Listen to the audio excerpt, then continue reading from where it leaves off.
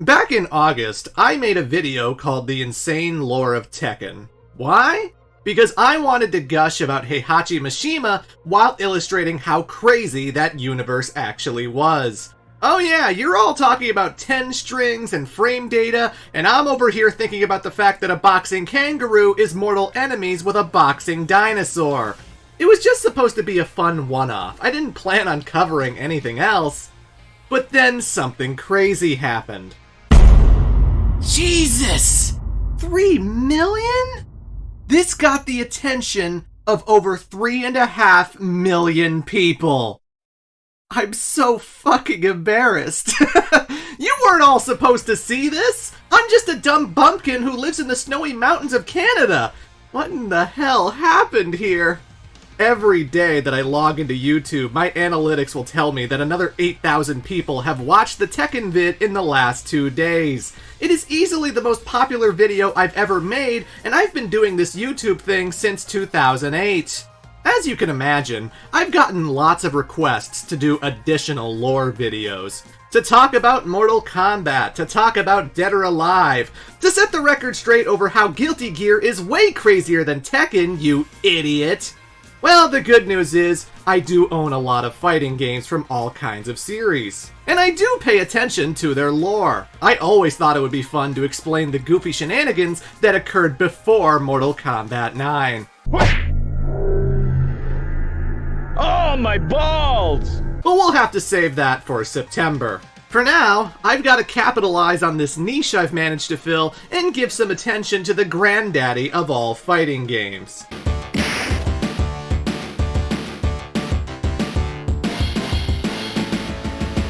I don't even know if introductions are necessary. Street Fighter is the most recognizable fighting game that's ever existed. It may not have been the first of its type, but it's certainly the most influential. Because of Street Fighter, the 90s exploded with all kinds of competition. Fatal Fury, Mortal Kombat, Virtua Fighter, tons upon tons of fighting games, all trying to capture that thunder. Because the game was just iconic. You look at its roster, and whether it's the green jungle man Blanca, the stretchy monk Dalsim, or the most macho American ever, Guile, the characters are so unique and memorable. Like, my mom doesn't really play video games, but she sure as hell knows who Ryu is. This franchise is evergreen. It's got movies and comic books, and it's been parodied, and it's just a big part of gaming history. Having said all that, it's kind of interesting that even still, a lot of people don't know anything about these characters. See, this franchise started in the arcades, and those games were specifically designed to be quick and snappy. They didn't have time for story, they needed the attract mode to show passers-by the gameplay. And the AI had to be ball-bustingly hard so that if we wanted to see the little bit of lore that was there, we had to fork up all of our quarters. When these games came to consoles, they didn't really change much. Sometimes the manuals would have character biographies that told you what was up, and other times they instead listed special moves. Street Fighter 3 had a completely new cast of characters whose backstories were just completely hidden away. Why is the final boss a red and blue angel man? Heck if I know. Things have improved a lot with the newer games, but even then it is still asking the player to check every source available. If you start up Street Fighter 4 with Cammy, it doesn't explain who the girl in the hospital bed is, because the answer to that question is in the Super Street Fighter 4 OVA. Duh! More so than the Tekken video, I had to bust my ass to connect all of these story threads.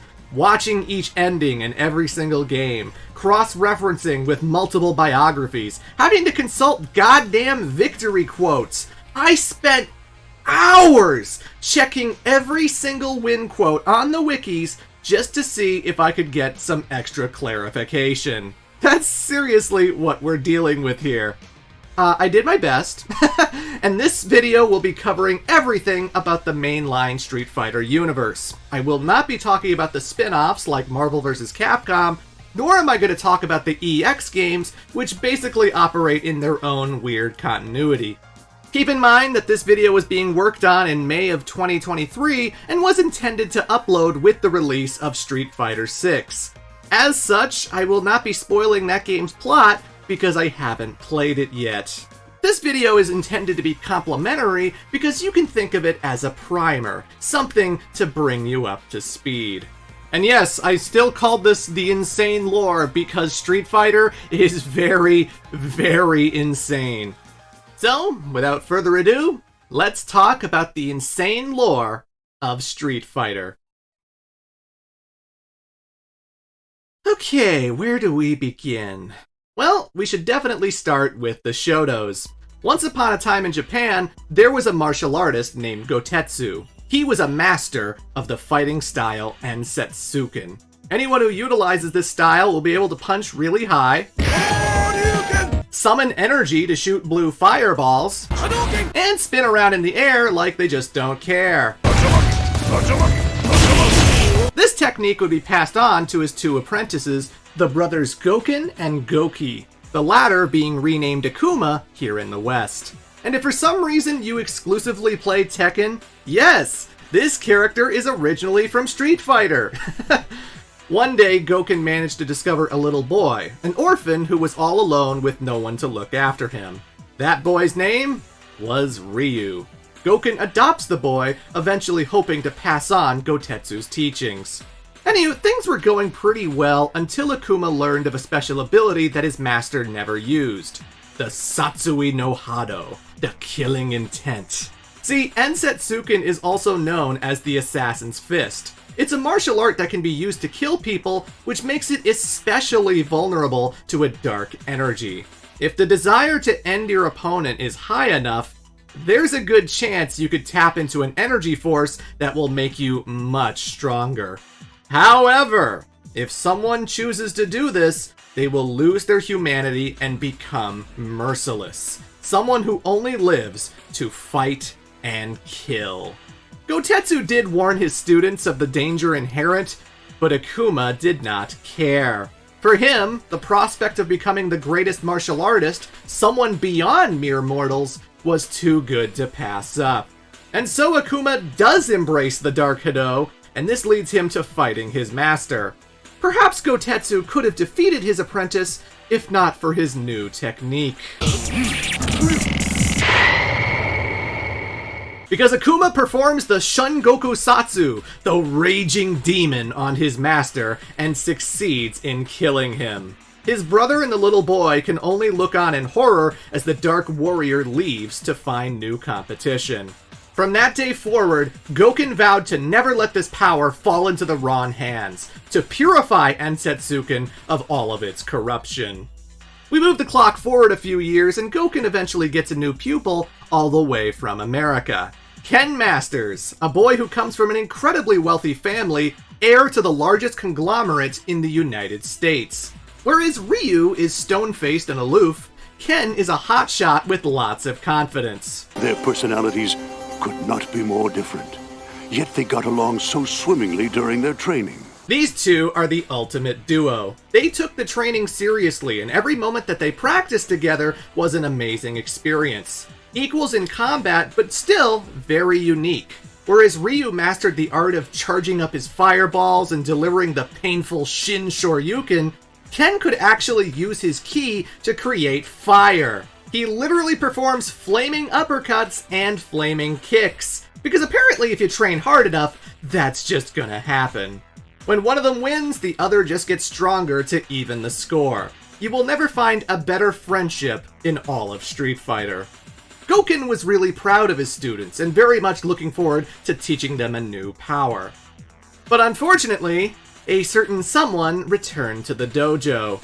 Akuma challenges Goken to a fight to the death. Ryu and Ken are helpless as they see another repeat disaster. Prepare yourself! Skyward to the death! Akuma has embraced the dark power so much that he has no reservations over murdering his own brother. He doesn't even waste his time with Ryu and Ken because to him, they're nothing but weaklings. He only lives for strong opponents. But yeah, Goken is dead. Super dead. And so Ryu and Ken's training comes to an end. The two go their separate ways, Ken returning to America and Ryu staying in Japan. But Ryu knew one day that he'd have to avenge his master, that he would have to find and defeat Akuma. But in order to do that, he'd have to keep training. And the best way to do that is to walk the earth. What you mean walk the earth? You know, like Kane in Kung Fu. Walk from place to place, meet people, get in adventures. Ryu is Street Fighter's would-be main character, and the dude believes in combat more than anything. To him, street fighting is the ultimate form of expression. Communicating with one's fists is the best way to understand people as well as grow stronger. He is always willing to take on new challengers, and he is always looking towards self-improvement. That being said, he's kind of a bum. He doesn't own a house, he doesn't have a car, not even a change of clothes. You some kind of karate man or something? Something like that. The only money this guy is making is with the occasional odd job, like being a bouncer. But most of the time, he's only earning money through street fighting competitions. This guy's two special abilities are being able to sleep wherever he wants and hitchhiking. Hitchhiking! I didn't even know that was a skill one could excel at. He doesn't care about the latest technology, he doesn't want a pair of shoes, the only thing he needs to spend money on is food and/or plane tickets. Wait, Ryu has a passport? Anywho, he's always keeping up to date with the street fighting scene, and this alerts him to the existence of the first ever Street Fighter tournament. A special event inviting warriors from all over the world to try and dethrone Thailand's long-standing champion, the King of Muay Thai, Sagat. Now this guy, he's a big fucking deal. When Sagat dethroned the previous champion, he was only a teenager, and ever since, he has been undefeated.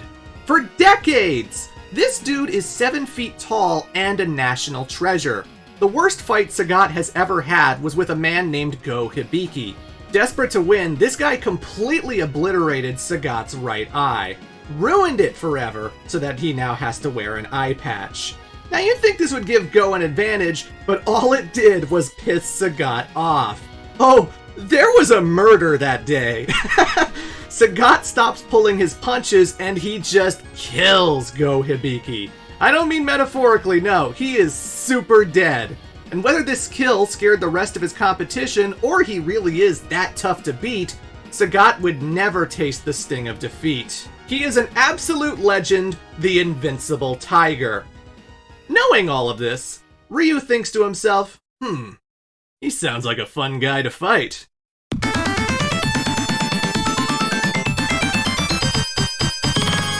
Okay, so the first game in the series is very different from the rest. For one thing, it only has 2 playable characters, both of which, Ryu and Ken, are exactly the same.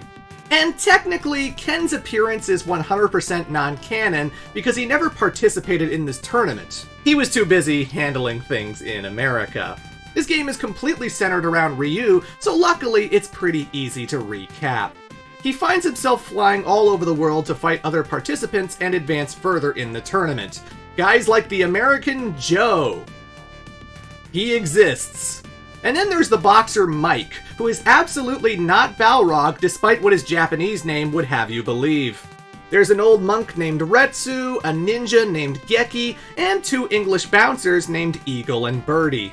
There might be a third guy named Bogey.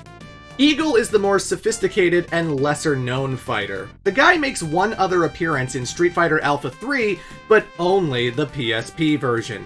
A very narrow window for people to recognize this guy. But Birdie? This guy pops up quite a bit. He's a former wrestler who was kicked out of the league for cheating and for being overly violent. Oh yeah, it's worth mentioning that wrestling is super real in the Street Fighter universe. No predetermined matches in this shit.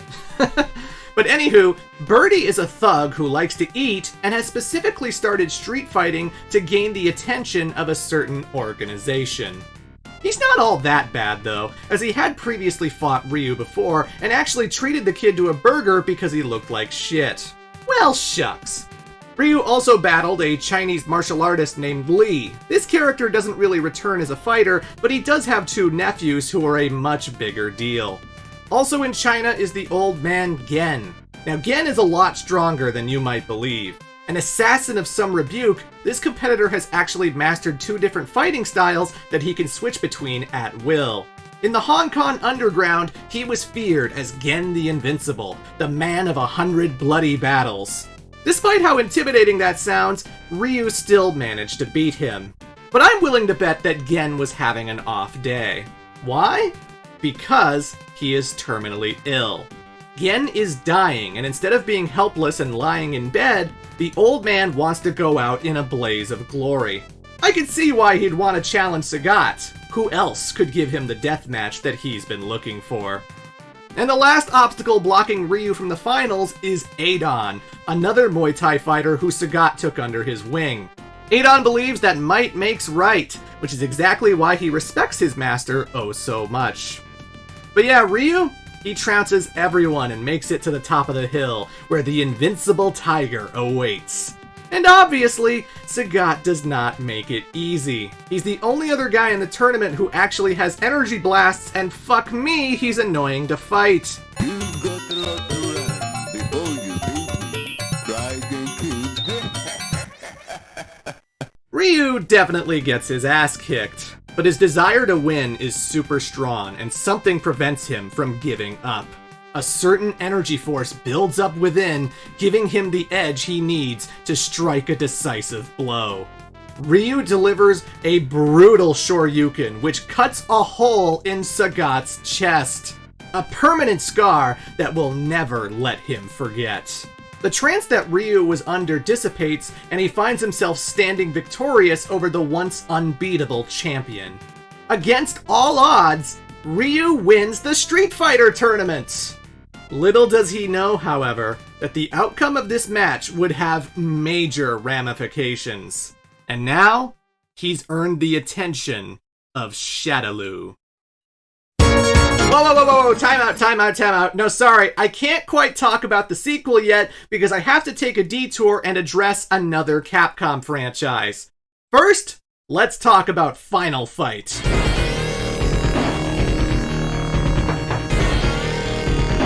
Final Fight is a beat-em-up game released in 1989 that stars a completely different cast of characters. The events of this game take place in Metro City, which is essentially an alternate version of New York City. You can see the Statue of Liberty, it's got its own Times Square, everything about the aesthetics is just exactly the same. Which makes it all the more funny that New York still exists in this universe. Apparently it's just across the river from Metro City. But there is one major difference between the two locations, and that is the gang violence. Metro City is plagued with crime, most of it caused by the notorious Mad Gear Gang. Headed by a man named Belger, what they lack in strength they more than make up for in numbers. And so one man decides to throw his hat into the political ring so that he can become the mayor and clean up the streets. That man is Mike Hagar, a former professional wrestler who is single-handedly going to punch all of the crime away. By the way, his wrestling career is depicted in another Capcom spin-off, Muscle Bomber, aka the Saturday Night Slam Masters. He's not the only cameo, as you can see Chun-Li watching the fights on the left side of the arena.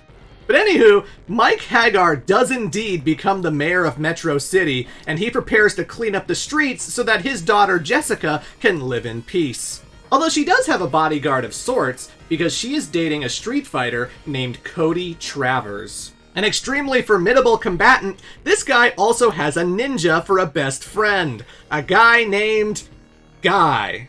Guy was born in America but grew up in Japan. As a boy, he was taken in by a man named Zeku, who was the 39th generation master of Bushinryu. This fighting style gave Guy the speed and sneakiness to let him dispatch foes with ease. After failing his first exams, Guy returns to Metro City, hoping that a little street fighting will help him hone his skills. That's where he meets Cody, as well as a girl named Reina, who Guy falls in love with and proposes to. Aww. Anyway, the game kicks off when Mike Hagar gets a phone call in his office. The person on the other end is a Mad Gear thug named Damned.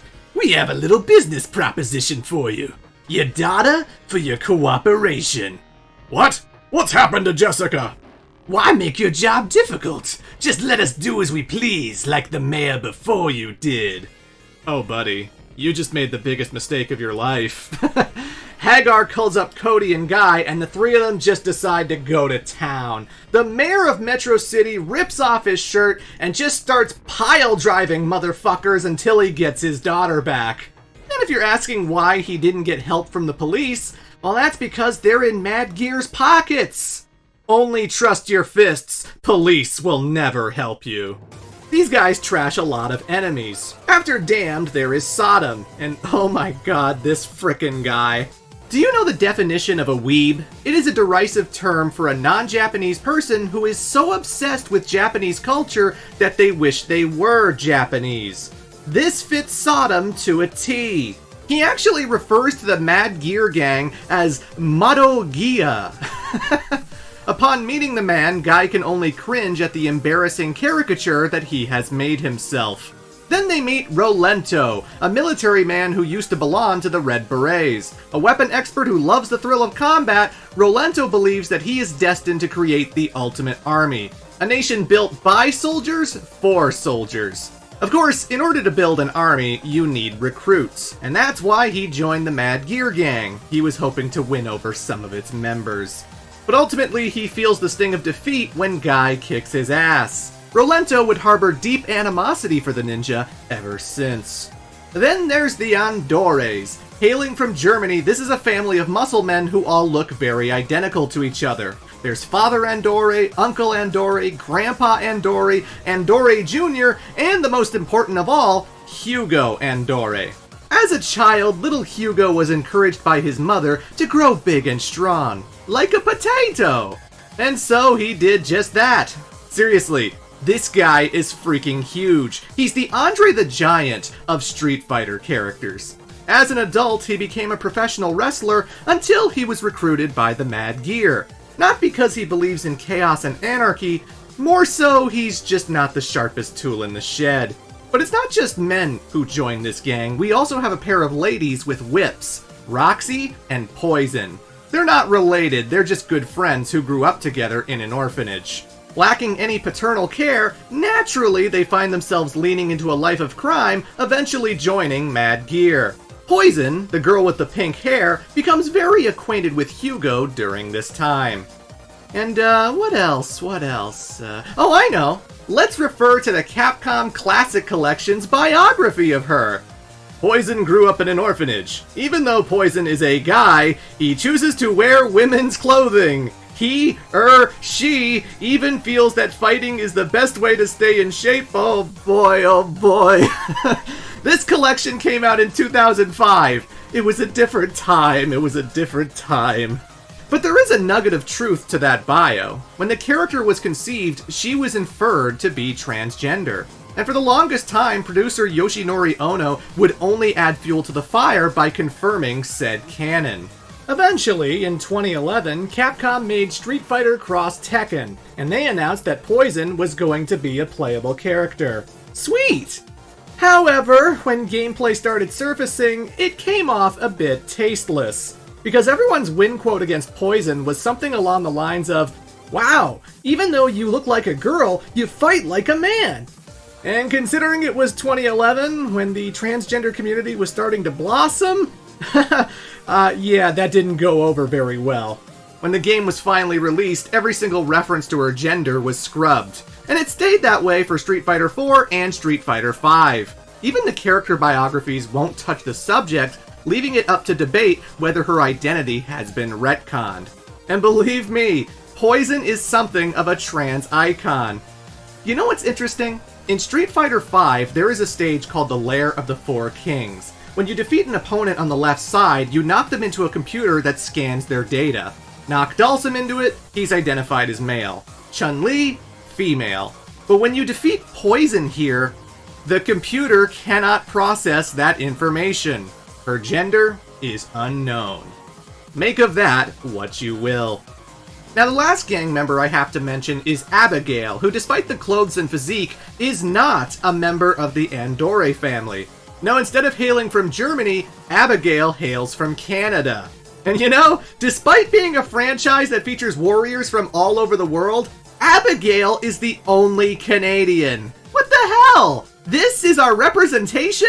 A roided out Hulk man who wears tires as armbands? Bah! I'll take what I can get. Anyway, these characters are all going to feature heavily in the Street Fighter games. As for Final Fight itself, the trio of heroes bust some heads, make it up to Belger's penthouse, and then they knock the motherfucker out a plate glass window to his death. The mayor just murdered a man, good lord! Hagar saves his daughter and manages to quell the Mad Gear Gang. We cut to Final Fight 2, where Cody and Jessica go on a vacation, and Guy returns to Japan to complete his training. It's then that Hagar learns that the Mad Gear Gang are still up to no good, but this time in Hong Kong. They have kidnapped Guy's fiancée, Reina, which spurs her sister Maki to ask the mayor for help. Another student of Bushinryu, Maki does appear as a fighter in Street Fighter Alpha 3. But again, like Eagle, it is only for the PSP version. Both Eagle and Maki were originally created for Capcom vs. SNK 2. And I guess Capcom just wanted to reuse their sprites for the handheld edition. If you ask me, I think both of them are due for a comeback. Coincidentally, Chun-Li happened to be in Hong Kong while all of this was going down. Cut to Final Fight 3, and Hagar now has to quell a new enemy in the form of the Skullcross Gang. This time he gets help from Guy again, as well as a police detective named Lucia. And that's really all I need to say. Every Final Fight game can basically be boiled down to somebody fucking around and then finding out. Mike Hagar's relentless ass-kicking completely cleans up the streets of Metro City and convinces a lot of the gangsters to go legit and give up their criminal deeds. It's funny, Hagar is such a huge part of this universe, but he only gets a few cameos in the Street Fighter games. The only way you're gonna see Ryu battle with Hagar is in a spin-off like Marvel vs. Capcom. And yes, this detour was absolutely necessary. I would argue characters like Poison wouldn't be nearly as popular if they didn't make the jump over to Street Fighter. So yeah, that was Final Fight. Let's move on. No, sorry, stop. It's still not time for that. Because in 1995, a certain series would be released that took place after Street Fighter 1 and before Street Fighter 2. And that would be the Street Fighter Alpha series. Ah, when the fighting turned anime. The Street Fighter Alpha series consists of 3 different games that all kind of blur together in terms of story. Like, Alpha 1 had character motivations and rival fights and unique endings, and then Alpha 2 basically just did that again. Dan, Charlie, Sagat, Chun-Li, almost all of the characters have the exact same ending, but with much different execution. Alpha 3, however, acts as a continuation to Alpha 1 and 2, following up on developments made in those games. It also features the climactic confrontation with Shadaloo.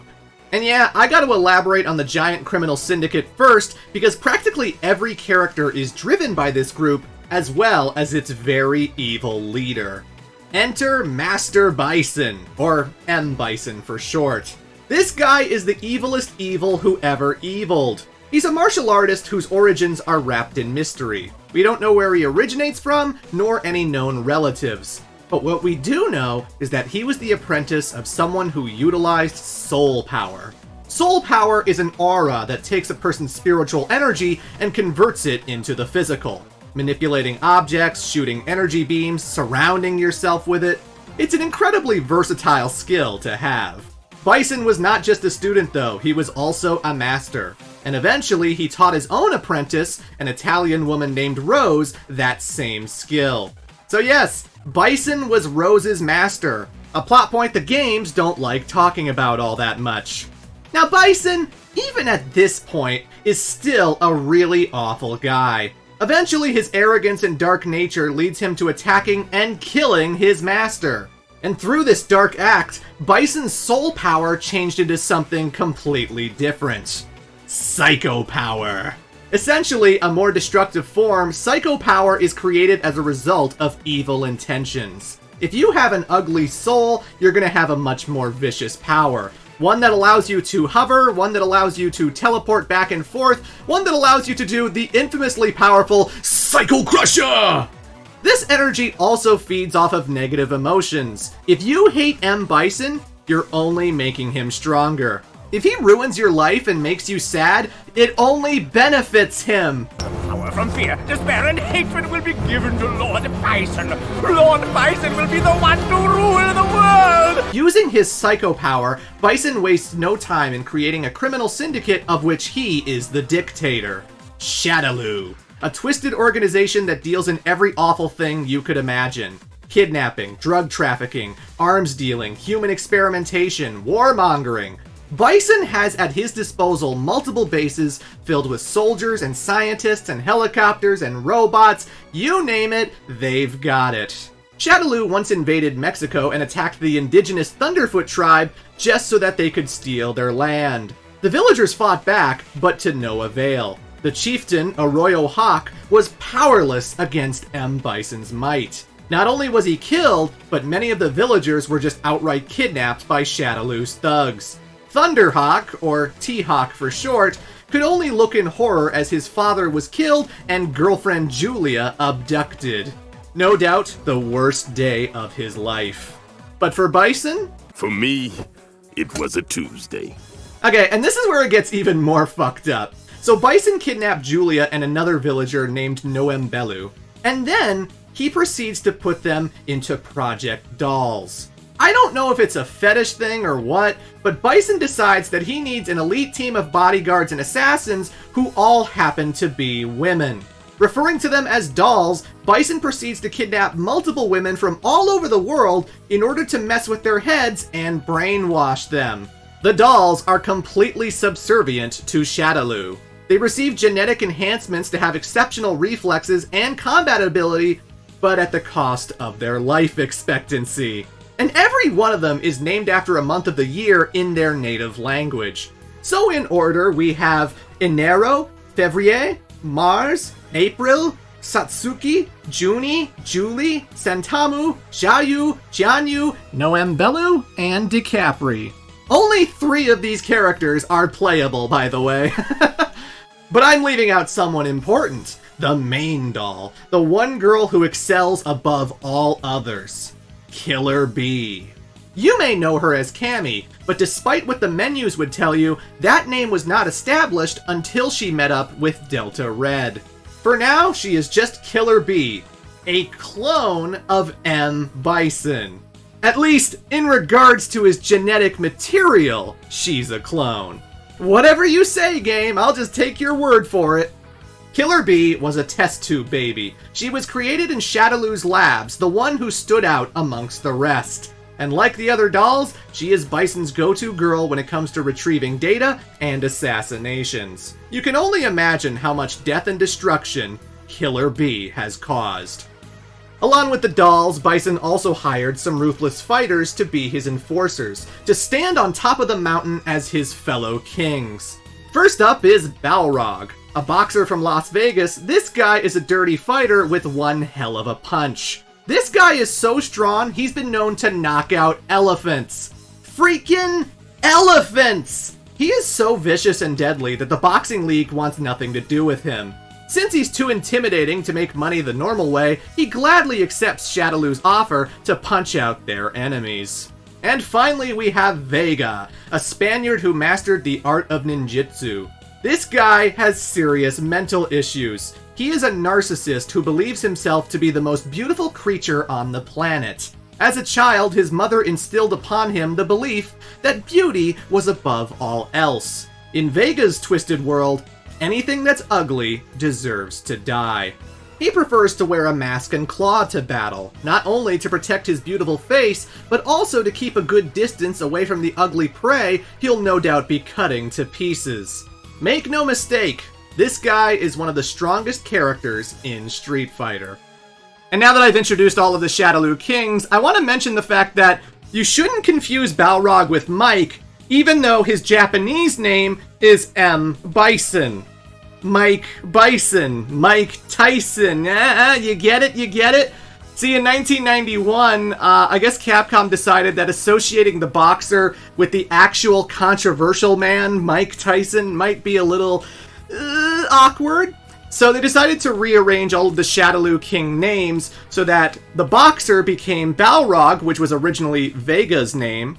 And the Spanish ninja became Vega, which was originally the dictator's name, and then the dictator became M. Bison. So yeah, whenever you go to an international fighting tournament where people from all kinds of countries are battling, they usually just refer to the three fighters as Boxer, Claw, and Dictator. Because the games have not changed their names, and I live in Canada, I will still be referring to the Boxer as Balrog, I will still be referring to the Dictator as M. Bison, and that's just how it's gonna be. You're just gonna have to roll with that, okay? Okay.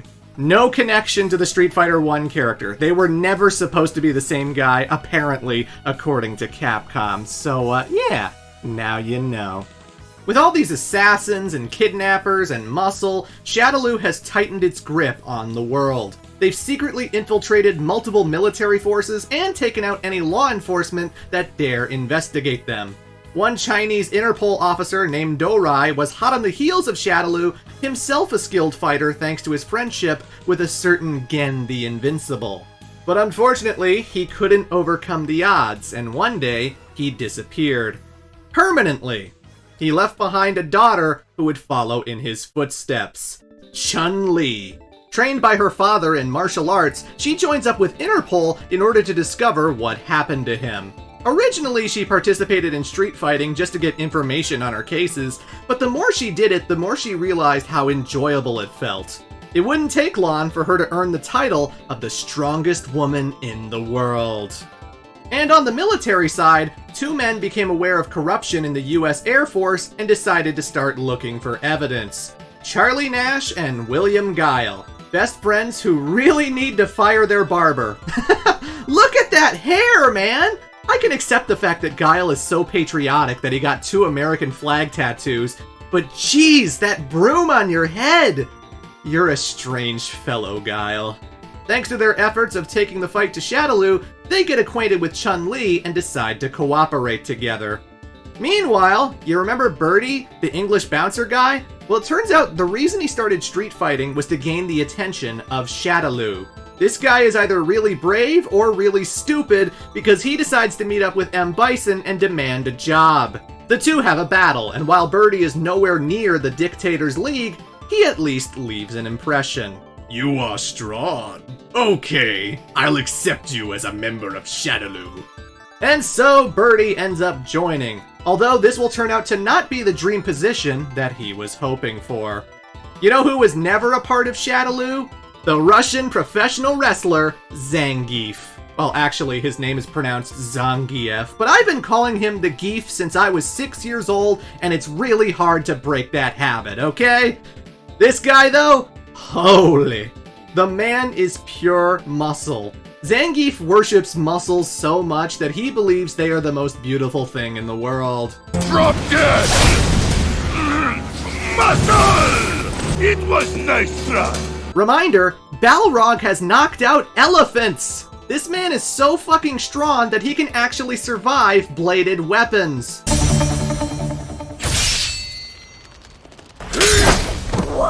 That's incredible! Muscle is stronger than blade. Don't listen to him, kids. You do not want to get stabbed.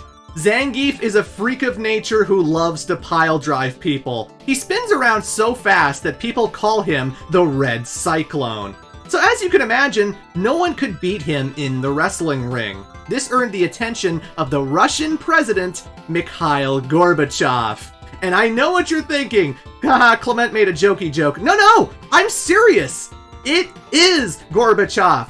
Capcom has an official lore website for Street Fighter. It's called the Shadaloo Research Institute. It was very helpful in making this video. And as I was scrolling through the dozens of profiles, I noticed that Gorbachev is listed here. This is real! They did this! The former Russian president is canon to the Street Fighter universe! When Zangief beats Street Fighter 2, they both do the Cossack dance.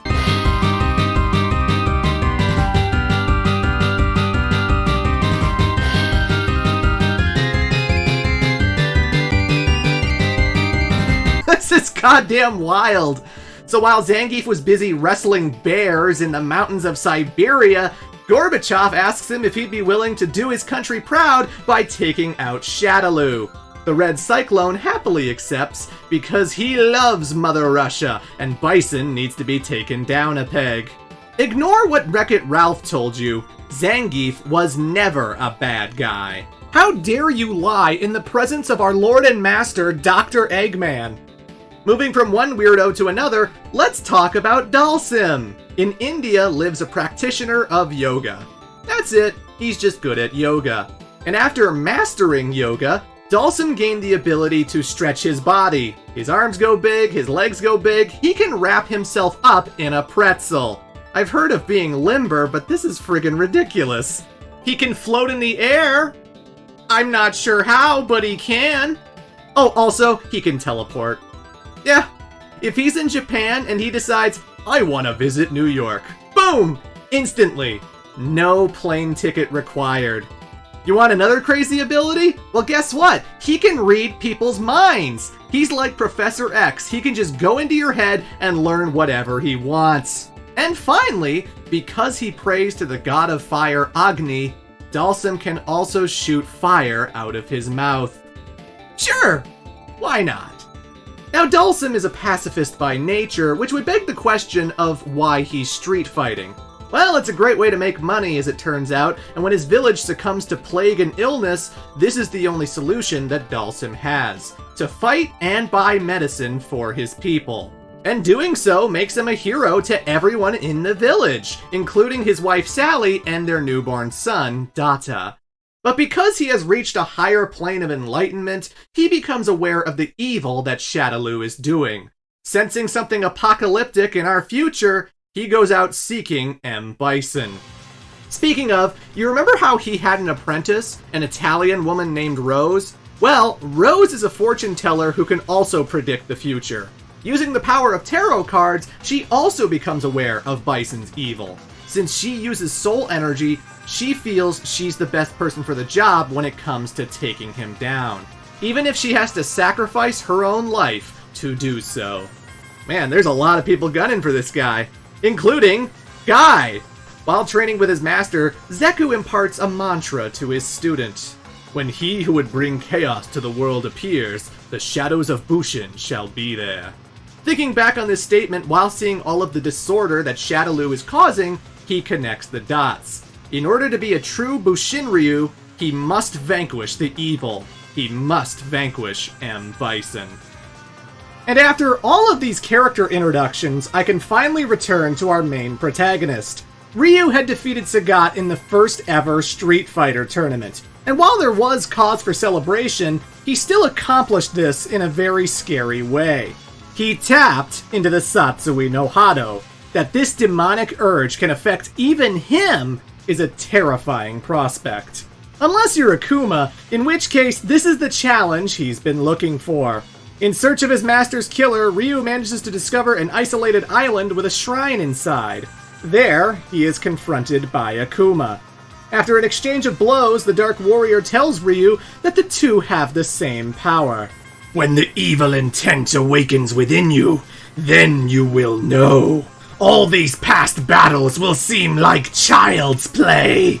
And then Akuma just straight up punches the ground so hard that the island itself sinks into the sea. Oh yeah, this character is often a secret boss for players who clear arcade mode like an expert. And he deserves that position. Akuma is strong enough to split mountains apart. He once swam through the ocean and spin-kicked a submarine in half. The man is so mighty that he was made an extra boss in Capcom's Asura's Wrath, a hypercharged game about literal gods. He's, a bit OP. Well, I say that, but he does have his struggles with one particular fighter. The man of 100 bloody battles, Gen. Akuma confronted him since he has quite the reputation, and according to the biographies of Street Fighter 30th Anniversary, Gen apparently beat Akuma. Yeah, this is depicted all too well in Gen's ending, where the old Chinese master can't bring himself to deliver the killing blow. Because for Gen, this was the best fight of his whole entire life. And if he were to finish off Akuma, he'd never get stronger and deliver a fantastic rematch. Akuma very much loves the challenge, so of course, these two will meet again. It should also be mentioned that since Gen trained Chun-Li's father, he also tries to look out for his daughter. But they don't interact nearly enough to have much of a story there. But anyway, news of the Street Fighter tournament reaches a lot of people. Ken Masters has been busy claiming the trophy of the All-American Martial Arts Tournament and thus earning the moniker of the King of American Fighters. That's right, Ken is the King of Fighters. Hey, come on! Get serious! But despite all of his success, seeing that Ryu managed to triumph over the unbeatable Sagat, Ken gets the urge to return to Japan. You fight well, but why do you fight? I fight because there's a man I have to defeat. Until that day comes, I won't ever stop. Oh, and the girl Ken's talking to is Eliza. Their first meeting goes pretty well as he ends up dating her. But Ken manages to reunite with Ryu and challenges him to a match. Going all out, the King of American Fighters scores the victory. But it's not quite what Ken was expecting. Something's bugging you. Your heart wasn't in it this time. That battle with Sagat really messed with your head, man. Sensing his friend is down in the dumps, Ken takes off the red ribbon holding his hair together and gives it away. Here, you keep this. If you lose it again, this will remind you of me and the fight. This present would be Ryu's new fighting bandana from Street Fighter II onwards. So if you were wondering why the color was white in the Alpha games, there you go. Funny enough, Ken would tell Eliza that he was actually really lucky to win against Ryu's newfound strength. The man never stops improving. He's always jumping from one fight to the next, even in the heart of the city, where a certain young high school student practically falls in love. Sakura Kasagano. A cheerful and energetic girl, she becomes Ryu's biggest fangirl and starts emulating him. Wearing a white headband, red gloves, even practicing his moves. Without any formal training at all, Sakura managed to discover how to shoot her own fireballs. Look, Guile has his sonic booms, Chun-Li has Kikoken, and DJ has his air slashers. As far as I'm concerned, this isn't as spectacular a feat as you might think. Despite still going to school, Sakura begins street fighting herself, all in the hopes of finding Ryu and becoming his student. She eventually tracks down the warrior and challenges him to a fight. Ryu accepts, but he does hold back his true strength. Afterwards, she begs Ryu to be her master, but he refuses, because he's still learning himself and doesn't have time to train a pupil. Sakura takes a picture of her idol and then contemplates the strange thing that he said. All this time, she thought street fighting was just a fun way to blow off steam. And yet, a man like Ryu is still learning himself. Maybe there's more to this, eh? Ryu's rejection does not curb her enthusiasm. Sakura goes forward with more determination than ever before. Oh, and I guess I should mention that Sakura also appears in Rival Schools, another Capcom fighting game that shares this universe. You'd think that Sakura being a teenage fighter was unique, but no! Apparently every high school student can launch people into the sky for air combos. The plot of these games revolves around some bad mama jamma trying to brainwash the students so that they can create an army of soldiers that will conquer Japan. So it's up to Batsu, Hinata, Kyosuke, and everybody else to beat ass and save the day. One fighter in particular is Akira Kazama, a motorcycle enthusiast whose brother goes missing. Fearing that his gang friends wouldn't help a girl, she dons a badass disguise to enlist their help. Akira is also good friends with Sakura, training martial arts together despite going to completely different schools. These games are fantastic, by the way, and they need a re-release badly. And while we're at it, let me just talk about all of the potential crossovers. In Street Fighter Alpha 2, Ken's stage takes place on a yacht where everyone is celebrating Eliza's birthday. But the people attending this party are quite interesting, because there's Morrigan, Felicia, and Dimitri of the Darkstalkers franchise. Now, Darkstalkers is about monsters who hide from society, so it's not like their existence would conflict with the lore. Heck, in one of Felicia's endings, she actually mentions Blanca, implying that they share a universe. Zeku wants to lead the Bushinryu down their justice-achieving path, and at one point he even pitches the idea of referring to this new chapter of ninjas as Striders. Strider is another Capcom franchise set in the far, far future where Strider Hiryu battles against an evil cyber cult. And the uniform he wears looks pretty darn identical. Does Zeku ultimately create the Striders? Captain Commando is another franchise set in the future, and specifically in Metro City. Yeah, it's supposed to take place long after Final Fight began. And then there's Mega Man. In Mega Man X, Dr. Light leaves behind capsules that teaches X how to perform both the Hadouken and Shoryuken. And he does all of this while wearing Ryu's dogi. And for some reason, in Street Fighter VI, Dr. Light's face is on the currency. All of these connections make my brain tingle in the best possible ways. But then again, sometimes a cigar is just a cigar. But I digress. Another character motivated by Ryu's victory is a man named Dan Hibiki. That name should sound familiar because his father Go was murdered by Sagat, and ever since, the child has wanted revenge. But here's the thing about Dan. He's kind of an idiot. Egotistical, ignorant, overconfident, Dan is the most full of himself fighter on the roster. And I don't know where he gets this confidence because he's not that good of a fighter. I mean, he's got to have some ability, right? At the last minute, a fighter named Dan Hibiki managed to squeak by with just enough points to qualify. I mean, if you can at least make it into these tournaments, there's gotta be something. Dan's gi is pink, although it wasn't that way originally. Apparently, he's not very good at washing clothes. He once tried to train under Goken, but due to his lackadaisical nature and the fact that the Satsui no Hata would definitely corrupt him, Goken kicked him out. And ever since, Dan has been under the impression that Ryu and Ken stole his fighting style and are merely copycats.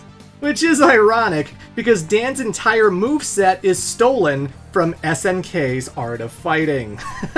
As a rib towards their competitors, Capcom created Dan to be something of a mockery, a joke character, if you will. He's modeled heavily after Ryo Sakazaki, shooting his projectiles and kicking in the air the exact same way. One of his win quotes in Alpha 3 just straight up references both Art of Fighting and the King of Fighters.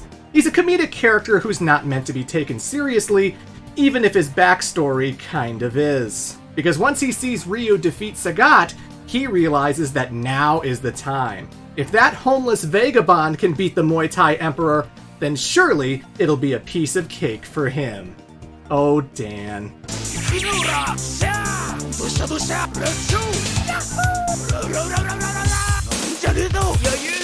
You remember Adon, Sagat's apprentice? Well, he saw the finals as well, and he was absolutely disgusted. Not with Ryu, but rather his master.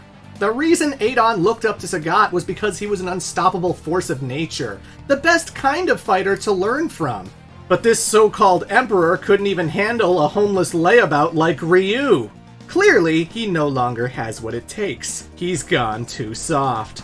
So Adon vows to become the new Muay Thai champion, one that will put Sagat in his place. And while we're on that subject, let's finally return to said emperor, because Sagat is not feeling so good. Once again, this guy was undefeatable, and not only has he lost, but now he has a gigantic scar to remind him of this fact. Sagat is pissed, and now all he wants to do is fight Ryu again. He also develops his own uppercut technique in order to counter Ryu's Shoryuken. But by far, the most infamous thing he does is join the ranks of Shadaloo. Sagat figures by becoming one of the 4 Shadaloo kings, Bison will give him the resources he needs to train hard as well as seek out the Wandering Warrior. And well, that's exactly what happens. Sagat meets with Ryu again, driven completely by rage and revenge. Our hero is taken aback, thinking the fight pointless since the former champion hasn't fully recovered. And so the two battle in an open field amidst a thunderstorm, and Sagat claims the victory. Afterwards, though, he doesn't feel a sense of accomplishment or pride. Why did he look at me with pity? Ryu is a man of honor. Perhaps he held back. Ryu would not do that. Would he? Suddenly, the man burning with revenge now feels confused and lost. And this completely affects his mindset going forward, because Sagat eventually gets challenged by Adon, and despite being his apprentice, the ginger fighter is triumphant, giving Sagat his second ever loss. This is confirmed not only by Alpha 3, but also Street Fighter 4. This victory catches the eye of M. Bison, who actually tries recruiting the former apprentice into Shadaloo. Though despite how arrogant and full of himself he is, even Adon has its limits, refusing to join a syndicate that deals in drugs. Sagat is having a midlife crisis, it seems, and that's when he gets approached by Dan Hibiki. Announcing that he's come to avenge his father, Sagat doesn't see a fool. Instead, he sees himself. Another fighter driven by revenge, someone who will not stop until he's gotten his vengeance. So despite the fact that Dan is nowhere near Sagat's league, the Muay Thai Emperor throws the fight. He doesn't quit, he just lets Dan knock him down and pretends that he was bested, earning himself a third loss to his record. You know, it's interesting. In the original Street Fighter games, Sagat seems to be just a straight-up villain. He laughs maniacally, he's got the look, he's one of the Shadaloo Kings. And yet, even as early as Street Fighter 2, he's described at heart as an honorable man.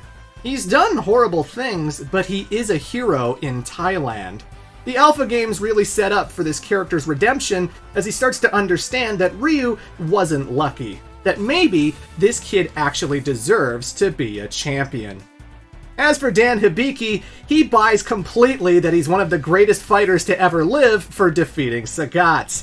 Not only does he give up his quest for revenge, but he decides to make money off of this by opening his own dojo. One where he is the master, teaching all of his students the majesty of the Saikyo style. And because he opened this school, he earns the attention of Sakura, who is still very much looking to improve as a fighter.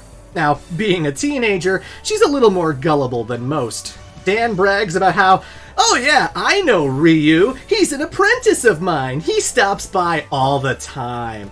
This leads Sakura to hanging out with Dan and becoming friends. She doesn't find his lessons all that helpful, however, as she's a way better fighter than he'll ever be. Now, I gotta mention one last thing about M. Bison.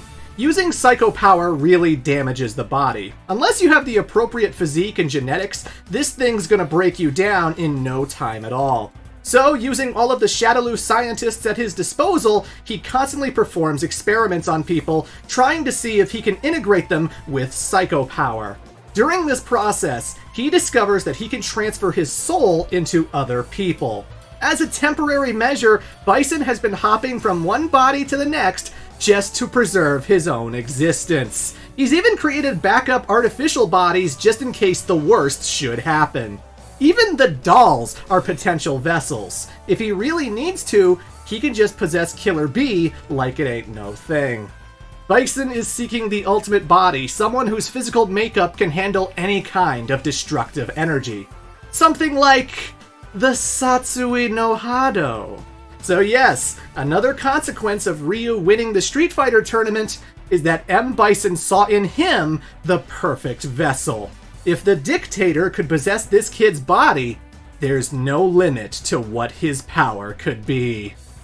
Chun-Li continues hot on the trail of Shadaloo when she comes face to face with Vega. The style of your kick, like that man's. You mean my dad? Indeed, I can tell you about your father. Also, how he met his end. Except he doesn't, because Vega immediately takes off via helicopter. This encourages Chun-Li to go straight to the source as she ambushes M. Bison at his helipad. She puts up a valiant effort, but the dictator retreats. "Where do you think you're going?" "Don't worry, child. We will meet again. I hope you'll amuse me then, more than your father did." With this, Chun-Li receives total confirmation that Bison killed her father. And so, she dedicates the rest of her life to bringing down Shadaloo. Similarly, Charlie Nash learns that Bison's location is in Brazil. He decides to pursue him alone. I don't care if it's the brass in my way or just you. I'm stopping Shadaloo and Bison. If you go this alone, you're not coming back. Please, Charlie, at least let me help. No, you have a family to go home to. I'm going to stop them alone. So Charlie goes off and finds Bison on top of a giant waterfall. And although he didn't bring Guile with him, he does signal one of the Air Force's attack choppers to come and pick up the dictator. And again, because Bison is still seeking the perfect body, he's not yet invincible. Charlie actually defeats the tyrant, and everything seems to be going pretty well. However, then the chopper arrives. Why? Die!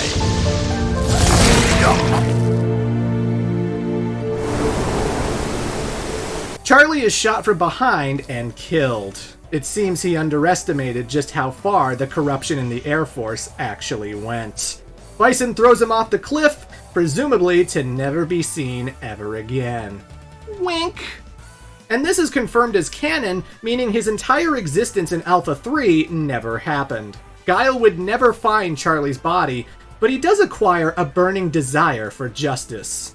He will not stop until Shadaloo is destroyed. And finally, that takes us to Alpha 3.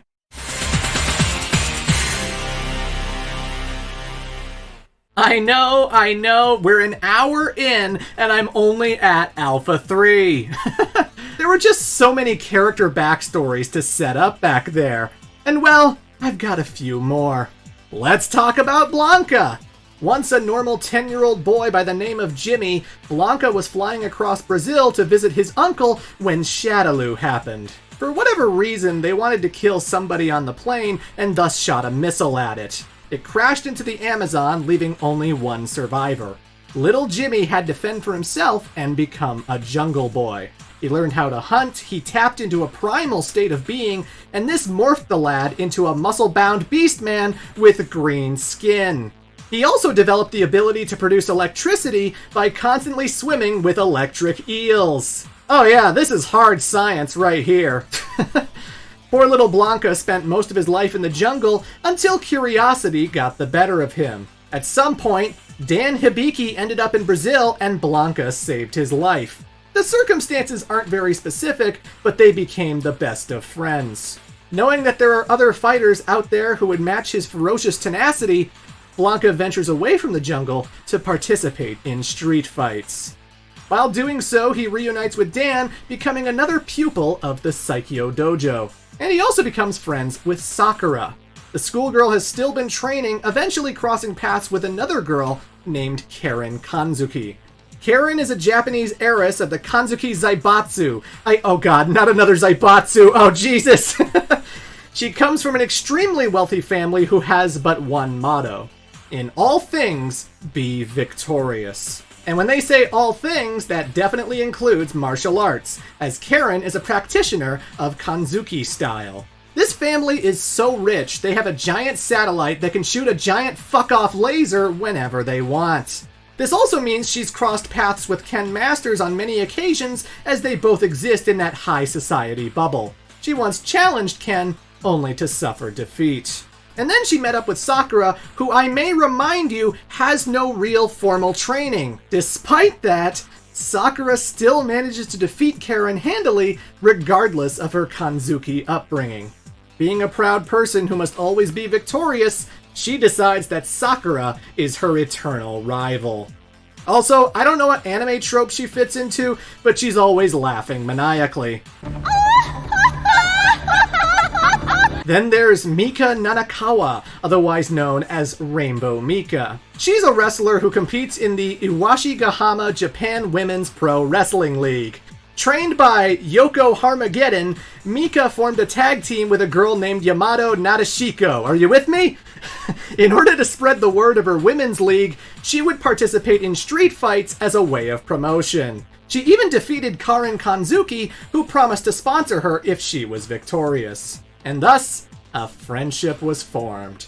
More than anything else, Rainbow Mika got into the wrestling scene because she's a huge fangirl of Zangief. She travels the world hoping to run into the Red Cyclone. Next up, we have Fei Long, a Hong Kong martial artist turned movie star, because fighting game developers can't help but make a Bruce Lee tribute character. And honestly, that's really all there is to it. Then we have DJ, a Jamaican kickboxer who is also a music star. To him, fighting is all about rhythm. He's always dancing and smiling whenever he's in a fight. One of his hit pop songs is titled Maximum.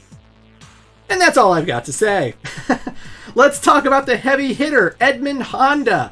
E. Honda is the greatest sumo wrestler who ever lived, and he loves spending the majority of his time at a public bathhouse known as Kapokan-yu. This man entered street fights all over Japan purely to show everyone the greatness that sumo had to offer. He believes that it should be part of the Olympic Games. He just wants to fight and for sumo to be recognized. He, DJ, and Fei Lon don't have a lot of connections or arcs. No friends, no enemies, no major motivation other than wanting to fight because they can. Which is good for me because it's a few less characters that I have to recap. But I do have to return to one interesting citizen of Metro City. You remember Cody, the guy who was dating Hagar's daughter? The guy who helped defeat the Mad Gear Gang? Well, it turns out this guy loves fighting a little too much. Even though all of the crime had been quelled, Cody was not yet satisfied. He became bored and directionless, and then all of a sudden, this guy just starts picking fights with people. And not even necessarily criminals, just tough guys who looked at him funny. He goes on a rampage, which breaks his relationship with Jessica apart and gets him arrested. He gets charged with assault, and being buddy-buddy with the mayor isn't enough to keep him out of prison. Yeah! Cody Travers is now a prisoner locked behind bars. Did you see that coming? But here's the thing about Cody. He's insanely strong. And one day, he just decides that he's bored and he doesn't want to sit around anymore. So, he punches the outer wall so hard that he creates a giant hole that he can just walk out of. Prison cannot contain Cody Travers! And you'd think that he'd stay out of prison, but actually, Cody feels like he deserves to be in there, so he just casually returns like he went for a walk or something. How bad is the prison system in Metro City if this guy can just casually walk in and out multiple times? Either way, Cody's new demeanor puts a rift between himself and Guy. Guy is all about vanquishing evil and upholding justice, and his friend just isn't the same man he used to be. Still, Cody isn't a thug, he still wants to help right any wrongs he comes across, and despite wearing handcuffs, he is still an incredibly capable fighter. It's really downplayed, but Cody is one of the stronger Street Fighter characters. His win quotes against characters like Akuma implies that he can handle some incredibly tough customers. One wonders if he could replace Ryu as the main hero. But I'm done introducing new characters for a while, we can finally just talk about the plot. And Alpha 3 centers around something called the Psycho Drive. Bison has built a gigantic machine that uses psycho power. Not only can Bison heal himself with this machine, but he can also use it to drain the life out of others in order to fuel a big fuck-off laser that can nuke an entire city. The dictator wants to destroy civilization so that he can create pain and misery that will fuel his power. But hot on his trail are the Street Fighters, who collectively figure out where he is and show up in the nick of time. How they do this is vague and undefined. It's an arcade game, so 1 minute Ryu is battling Sodom, and then the next he's just facing off with Bison at his secret base. I don't know how he found his way there, I'm just going to assume he went with Chun-Li. And yeah, you gotta figure that all of the heroes know each other and have met at some point, because it's not like there's a Ryu meets Guile moment in the games themselves. At least, not most of the time. We do get to see Ryu first meet Rose, and because she can see visions of the future, she tells him that he can potentially defeat M. Bison. But only if he reaches deep within. I think this is the first time he becomes aware of Shadaloo. Either way, Rose is still dead set on stopping Bison herself, even if she has to sacrifice her life to do so. This mindset gets a lot of pushback from Dalsum, as well as Guy, who becomes a big acquaintance as the series goes on. In an effort to bring down Bison, T-Hawk eventually discovers what became of his girlfriend when he encounters Julie. The woman he loved is no more, merely one of Shadaloo's pawns. But a damn good one, because she takes out her former lover, leaving him to lick his wounds until Street Fighter 2. Yeah, Julia is not saved from the brainwashing for quite a while. Speaking of, Dalsum ends up finding Killer Bee, and upon reading her mind, he informs her that something is wrong. I heard Shadaloo has technology that can control human minds. Perhaps your suppressed mind is trying to come out. This plants the seed of doubt inside Killer Bee's head that makes her wonder about her own existence. Who is she? Why is she serving Bison? Is there more to life than just blindly following orders? Bison takes notice of Killer Bee's self-awareness and figures that she's outlived her usefulness. And so, he orders Vega to assassinate her. Killer Bee tries to defend herself, but Vega is an incredibly tough combatant. Despite his orders, he doesn't go through with killing her. As I've said before, the Spaniard believes that the world should only contain beauty. And as far as he's concerned, Killer Bee is something of a delicate flower. It would be a shame to snuff out something so beautiful. Meanwhile, Rose manages to arrive at Shadaloo's secret base before the others, confronting M. Bison. The two have a heated battle. You were my master. Now I must destroy you with my own hands. Ugh! Can you see who truly wields the power granted only to us? Two separate lives share the same soul. Okay, so there's a lot of confusion about this element. So what Bison is basically saying here is that when he committed to psycho power, the good part of his soul left him and found another body to inhabit.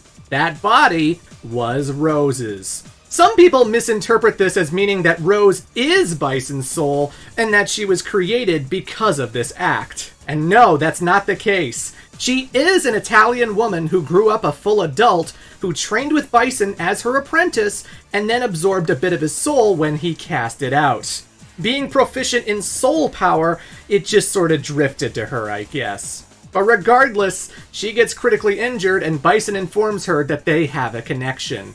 One that will benefit him greatly in just a little bit. So anyway, the Street Fighters arrive. Ryu, Chun-Li, Zangief, Rainbow Mika, Sakura, Dan, Blanca, a whole bunch of people. And this is where we start getting into the confusing nature of Street Fighter's lore, because there are so many elements about these endings that are canon, and yet they're all mixed together in some kind of hodgepodge.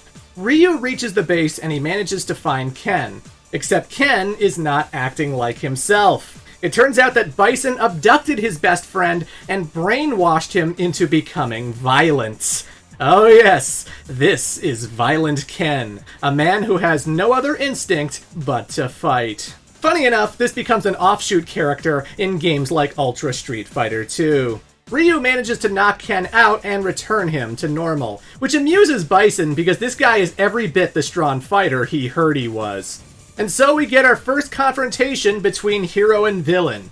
Ryu versus Bison. This is both the most badass and most difficult version of Bison in any of these games. That Super Psycho Crusher is a son of a bitch, let me tell ya.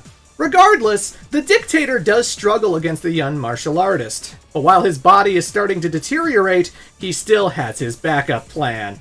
You are destined to become my next host body. My soul is eternal. Now die! Bison releases an energy ball that starts awakening the Satsui no Hado within Ryu. It's at this point that Sagat, one of Bison's Shadaloo kings, speaks out against this. Ryu, is this your true potential? You've always been my rival. Don't let him use you like this! According to the 30th anniversary profiles, Sagat also briefly battled Ryu in order to snap him out of it. Something that doesn't happen in the Ryu arcade mode, so you can see how things are all mixed together weirdly. But it does have an effect. Ryu starts reflecting on all of the people he's met on his journey. Rose, Sakura, Akuma, everybody's words of encouragement ring through his head, allowing him to break free from the control. Ryu busts out one more gigantic Shoryuken, which manages to make Bison friggin' explode. This dude is dead as fuck, holy hell.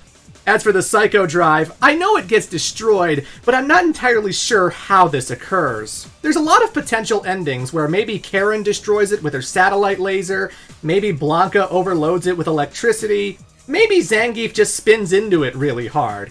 What I do know is that Rainbow Mika's ending is canon. In her story, she meets up with her idol Zangief, and the two end up inside Shadaloo's base where things start blowing up. She remembered the Red Cyclone protecting her from debris in Street Fighter V.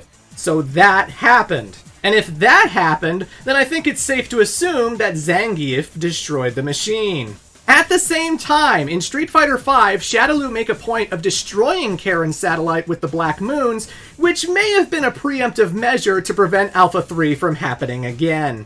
Until Capcom gives us a clear, definitive answer, it's a big choose-your-own-adventure. Regardless, the point is, the Psycho Drive is destroyed and M. Bison has been obliterated. Sagat comes to understand that Ryu himself is still learning and far from being a master. But at the same time, the prospect of a rematch, a true rematch where both competitors are healthy and willing, it gives him something to live for. Guy manages to find Rose unconscious, although he gets this odd feeling that something evil still lingers in the air. And he's right to think that. You see, while the body of Bison is certainly dead, his soul is very much still alive. And now, he resides inside the body of Rose. And you can bet that he'll be looking for his revenge. Finally, right?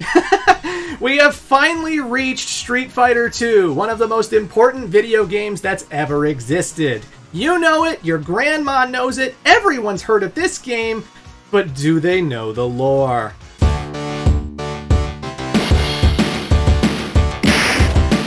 Okay, so those two guys fighting in the street are Scott and Max. Scott is the white guy and a bouncer who enjoys fishing for black bass. Max is a boxer who often causes trouble in tournaments, then gambles his winnings away. They're not playable, they don't have any connections to anyone, they don't influence the story, they're just there in the opening.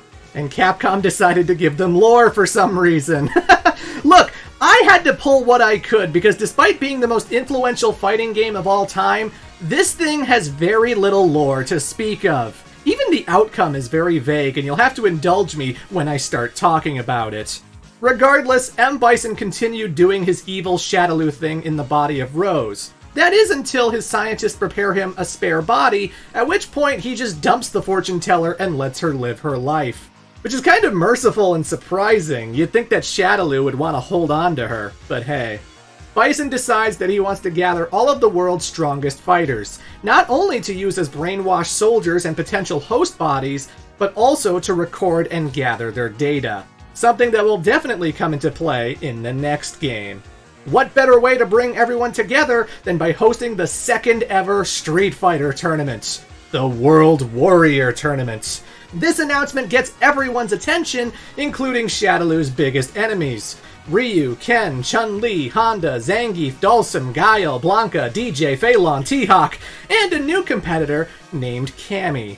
Well, she's not new, as she is the completely reformed Killer Bee.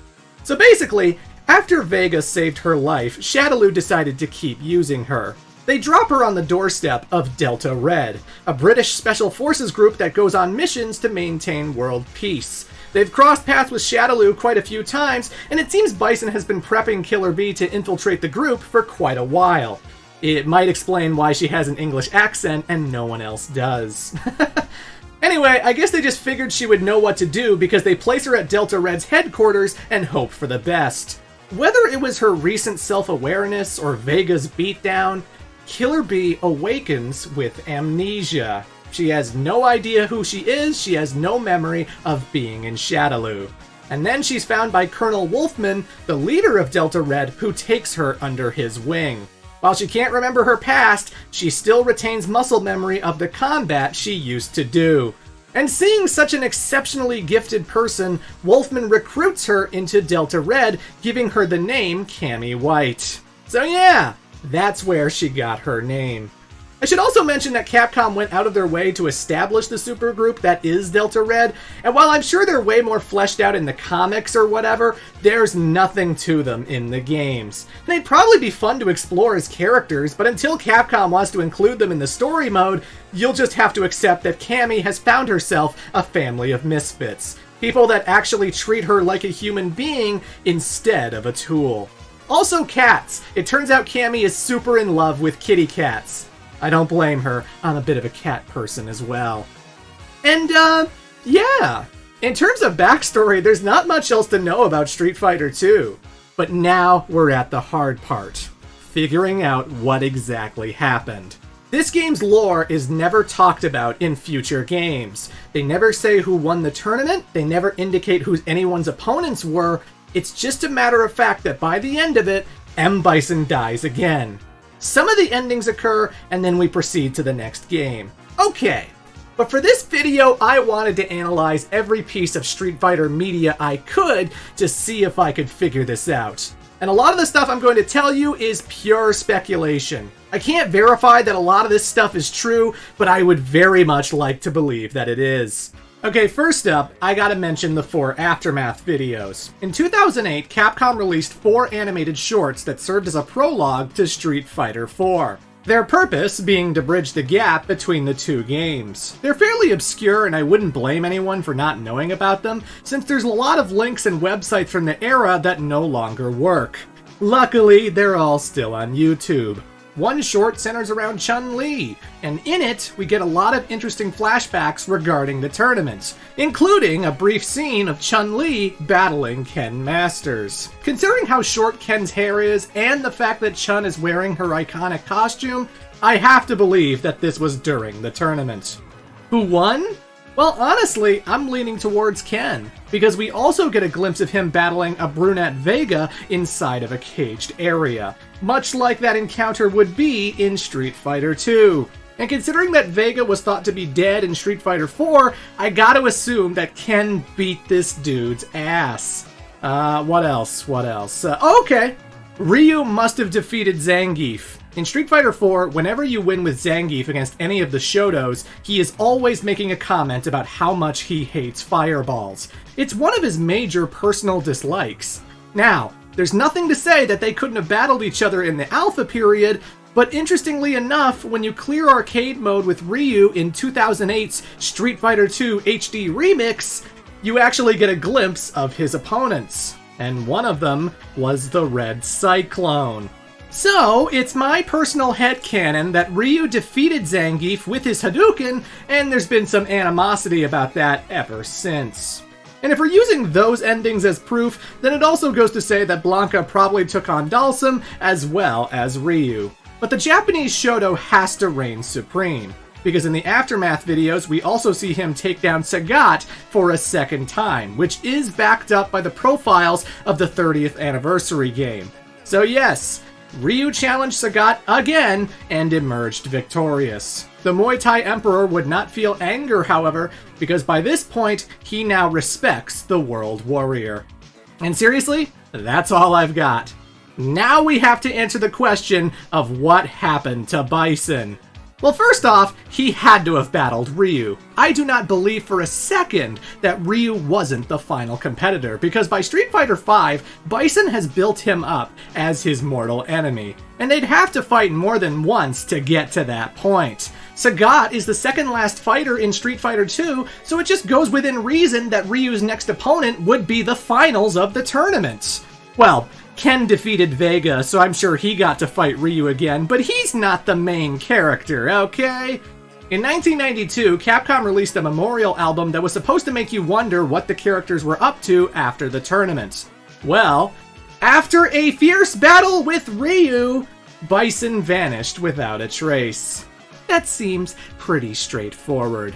But then again, this franchise has been pretty damn retconny. You know, in Cammy's original ending, Bison tells her that they used to be lovers. Yeah, the original plot twist was that she was secretly his girlfriend, which, that's certainly no longer the case. If you play the more recent Ultra Street Fighter II, her ending reflects the real truth that she was an assassin named Killer Bee. And this conversation had to have happened at some point because in the next game, Cammy is now aware of everything, including her memories of Junie, Julie, DiCapri, and all of the dolls. She didn't necessarily have to fight Bison, she could have just been on the sidelines while Ryu was kicking his ass. But now let's get to brass tacks. How does this game end? Well, if you saw my earlier Tekken video, you already have an idea. Because during the fight, Akuma comes out of fucking nowhere and performs the Raging Demon on Bison.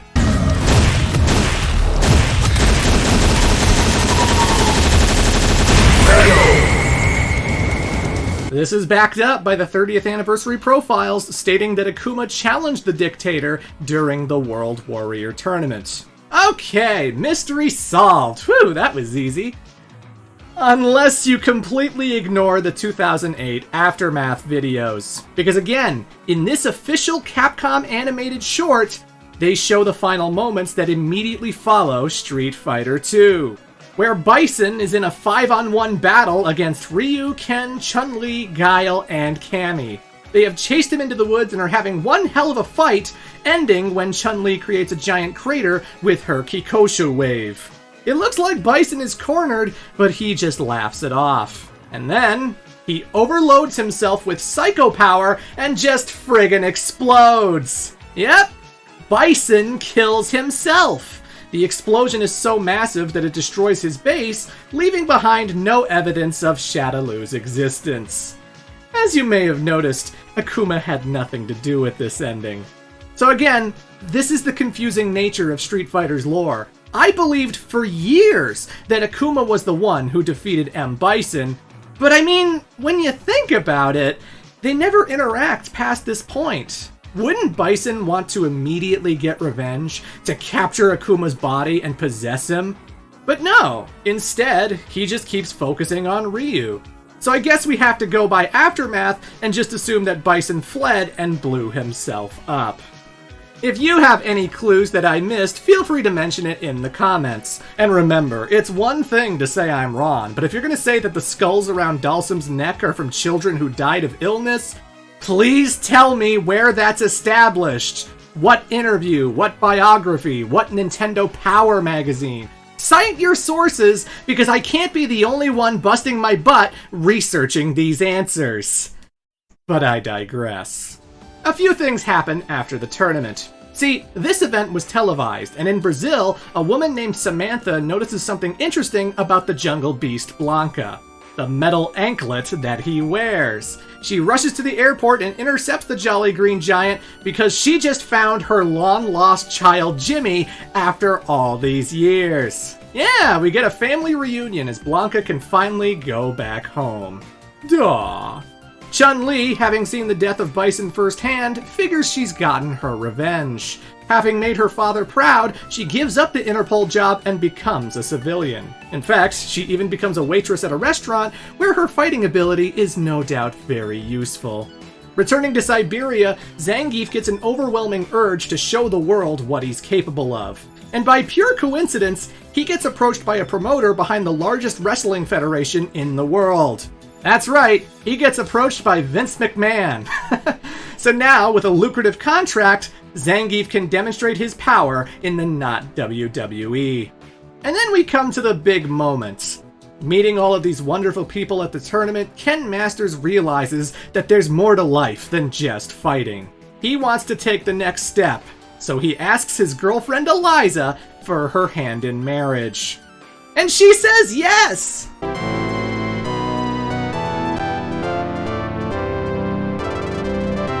He marries the girl of his dreams with Ryu as the best man at his wedding. I think this is the only time you're going to see Ryu wearing a suit. Also, you'll notice that Guile is actually one of the groomsmen as well. And there's a reason for that. See, Guile is a family man. He has a lovely wife named Julia and a precious daughter named Amy. A family who was worried about Guile because of his need to get revenge over Charlie's death. But with Bison defeated, he's finally ready to move on. Anyway, Julia is actually sisters with Ken's girlfriend Eliza. So, because of the wedding, Ken and Guile are now officially stepbrothers. Welcome to the family, son. And finally, whether Akuma defeated Bison or not, he still continues to torment Ryu, to convince him to give in to the Satsui no Hado, to give him the challenge he's been looking for.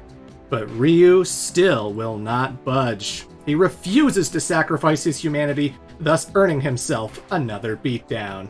But it's okay, Ryu, because help is on the way, as a certain somebody might not be dead after all.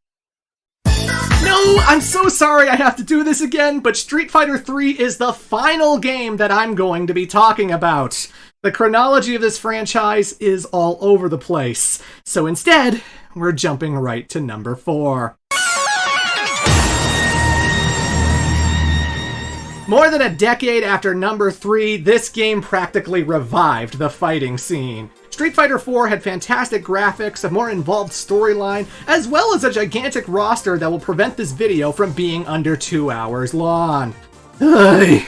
Street Fighter IV split its lore through multiple sources. Not only are there the previously mentioned Aftermath videos, but there's also 2 different OVA animated movies, as well as completely different cutscenes between versions. There is so much information to cover, so let's just get into it. Okay, so you remember how Bison was creating artificial bodies to hop into in case he died? Well, they were all being created by the Shadaloo Intimidation Network, or SIN for short. It's a division that was personally responsible for making all of the Syndicate's weapons. They created over 26 duplicate bodies, each unit featuring high intelligence, as well as being equipped with the Tanden engine, something that can copy other fighters' abilities. So, if they see Guile shoot a sonic boom, they can replicate that and do the same. Before dying, Bison left the 15th unit in charge of SIN to keep things running smoothly while he was off doing his dictator thing. However, as these things tend to go, number 15 had self-awareness, and so it eventually became ambitious. It chose to rebel against its master as it no longer wanted to be a pawn. For he is not a number. From this day forward, he would forever be known as... Seth! Everyone look out! It's Seth! That might be the lamest final boss name I've ever heard. I know it's named after Seth Killian of Capcom, but you gotta admit, it's pretty goddamn goofy. Anywho, Seth takes SIN and breaks off from the rest of Shadaloo. He has but one goal, to create the ultimate soldiers who can help him conquer the world. Seth believes that humanity is not sufficient enough to make decisions on their own, and so he will build a grand utopia where everything bends to his whims. In order to make these enhanced soldiers, he researches Ryu's power and decides that everybody needs the Satsui no Hado. But how the hell do you replicate that power? Well, his scientist found a solution of sorts with the BLEAS program. BLEAS standing for Boiling Liquid Expanding Cell Explosion. This giant metal sphere of a machine has the power to draw out a person's dormant ki energy. It then absorbs it so that it can be duplicated for scientific experiments. The only people with energy worth absorbing are martial artists. So Seth sends SIN troops all over the world to start kidnapping powerful fighters. But the thing is, drawing this essence out of a person causes all of the mitochondria in their cells to overheat to the point that they friggin' explode. So not only are people disappearing, but they're also dying in horrific ways. Naturally, this catches the attention of Delta Red, the military, and even Chun-Li, who despite not being an Interpol, notices that the missing persons cases are all too similar. As much as she wanted to go back to being a civilian, seeing such a strange phenomenon brings her out of retirement and back into the fray. She, Guile, and Cammy all work together to discover what SIN is up to, even learning of their need for Ryu's Satsui no Hado. Being a wandering hobo with no telephone or home, neither the heroes nor the villains know where he is. And so Seth hires a deadly investigator among SIN to track him down. Crimson Viper. This woman has adequate combat capabilities, but it's her SIN battlesuit that does the heavy lifting. Not only are her feet equipped with jet thrusters that can help her fly and burn people, but her gloves also act as tasers, delivering deadly voltage to anyone she strikes. Because she knows that Ken is best friends with Ryu, she poses as a journalist named Maya in order to get close to him and Eliza.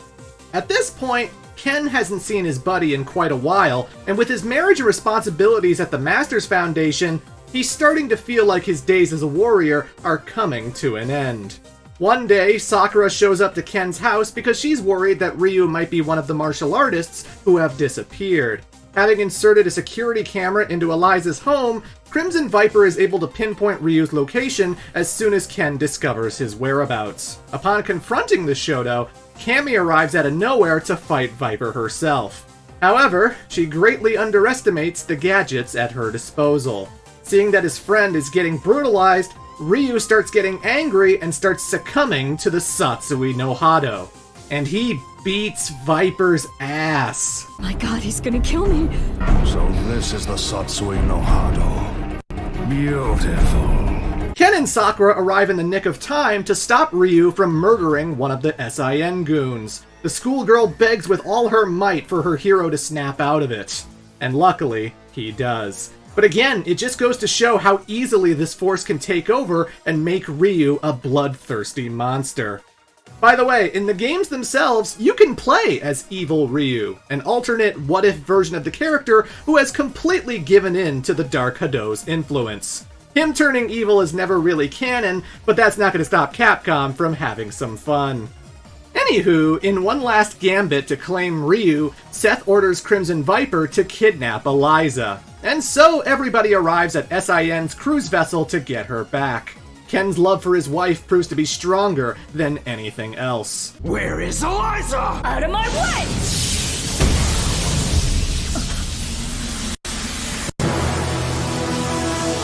Ryu might possess an incredible power, but you're no slouch yourself. Good luck, Mr. Masters. And Viper just lets him go. And upon saving his wife, he learns of something wonderful. Let's go. This place gives me the creeps. Is it okay for me to exert myself like that? I mean, would running hurt the baby? Oh shit, son! Ken Masters is going to be a father. Aww. Meanwhile, Seth confronts Ryu, egging him on to bring out his dark power. He literally throws Ryu into the ceiling beams, beating his ass like he's a punching bag. But even still, Ryu refuses to cross that line again. And in doing so, he discovers a new power. One that allows him to shoot a big fuck-off laser that knocks Seth into next week. How could this happen? You actually hurt me! Seth is so badly beaten that his bodyguards pick up his body and go on the retreat. The artificial being manages to escape not just because of his goons, but also a Shadaloo helicopter. I bring you a message from Lord Bison. SIN's success has come only through the manipulation of Shadaloo working behind the scenes to ensure your good fortune. He wanted you to know that. Of course M. Bison's alive. You think a dude who transports his soul around would disappear that easily? Seth is very unhappy about this development, so he starts planning to drain Shadaloo of its resources. And in order to do this, he turns to a Korean Taekwondo expert who is a huge fan favorite of the series. So back in the day, Shadaloo was being investigated by a South Korean lawyer who was trying to prosecute the syndicate for their crimes. But we know Bison doesn't play fair, so he kidnapped him, his wife, and their 15-year-old daughter, Juri. Despite her age, Juri Han was regarded as a great martial artist. She might have been a sweet and happy person back then, but thanks to M. Bison, her life was completely turned upside down. Not only did they murder her parents, but they also managed to snuff out her left eye. Juri barely escaped the base with her life, and the traumatic experience completely changes her demeanor, warping her into a cruel, cold-hearted sadist. Years later, while seeking out strong fighters, Seth becomes aware of Juri and her desire for revenge. She joins SIN and becomes a volunteer to test out their new experimental weapon, the Feng Shui engine. A mechanical device that actually boosts her ki energy, granting her extra strength and better reflexes. And funny enough, it is inserted where her left eye used to be. Looking to test out the capabilities of this engine, Juri goes on a mission to eliminate former SIN members who managed to take hostages. Get any closer, and I'll start taking out hostages! Yeah, like I care. These people are worthless. This incident attracts the attention of our heroes, who go in to see what SIN is up to, only to find Juri has massacred the lot of them. Who are you? That's none of your business, sweetie. Although, you could beat it out of me. The two battle, and while it is a pretty even match, Chun-Li eventually gets distracted by a child, giving Juri the opening to completely put her down. The Interpol agent is hurt so badly that she has to be put into the hospital. At that point, Seth is so impressed by Juri's power that he orders her to go into one of Shadaloo's bases in order to retrieve the dolls. And yeah, this chick is crazy strong. She single-handedly takes on every single girl all by herself and doesn't break a sweat.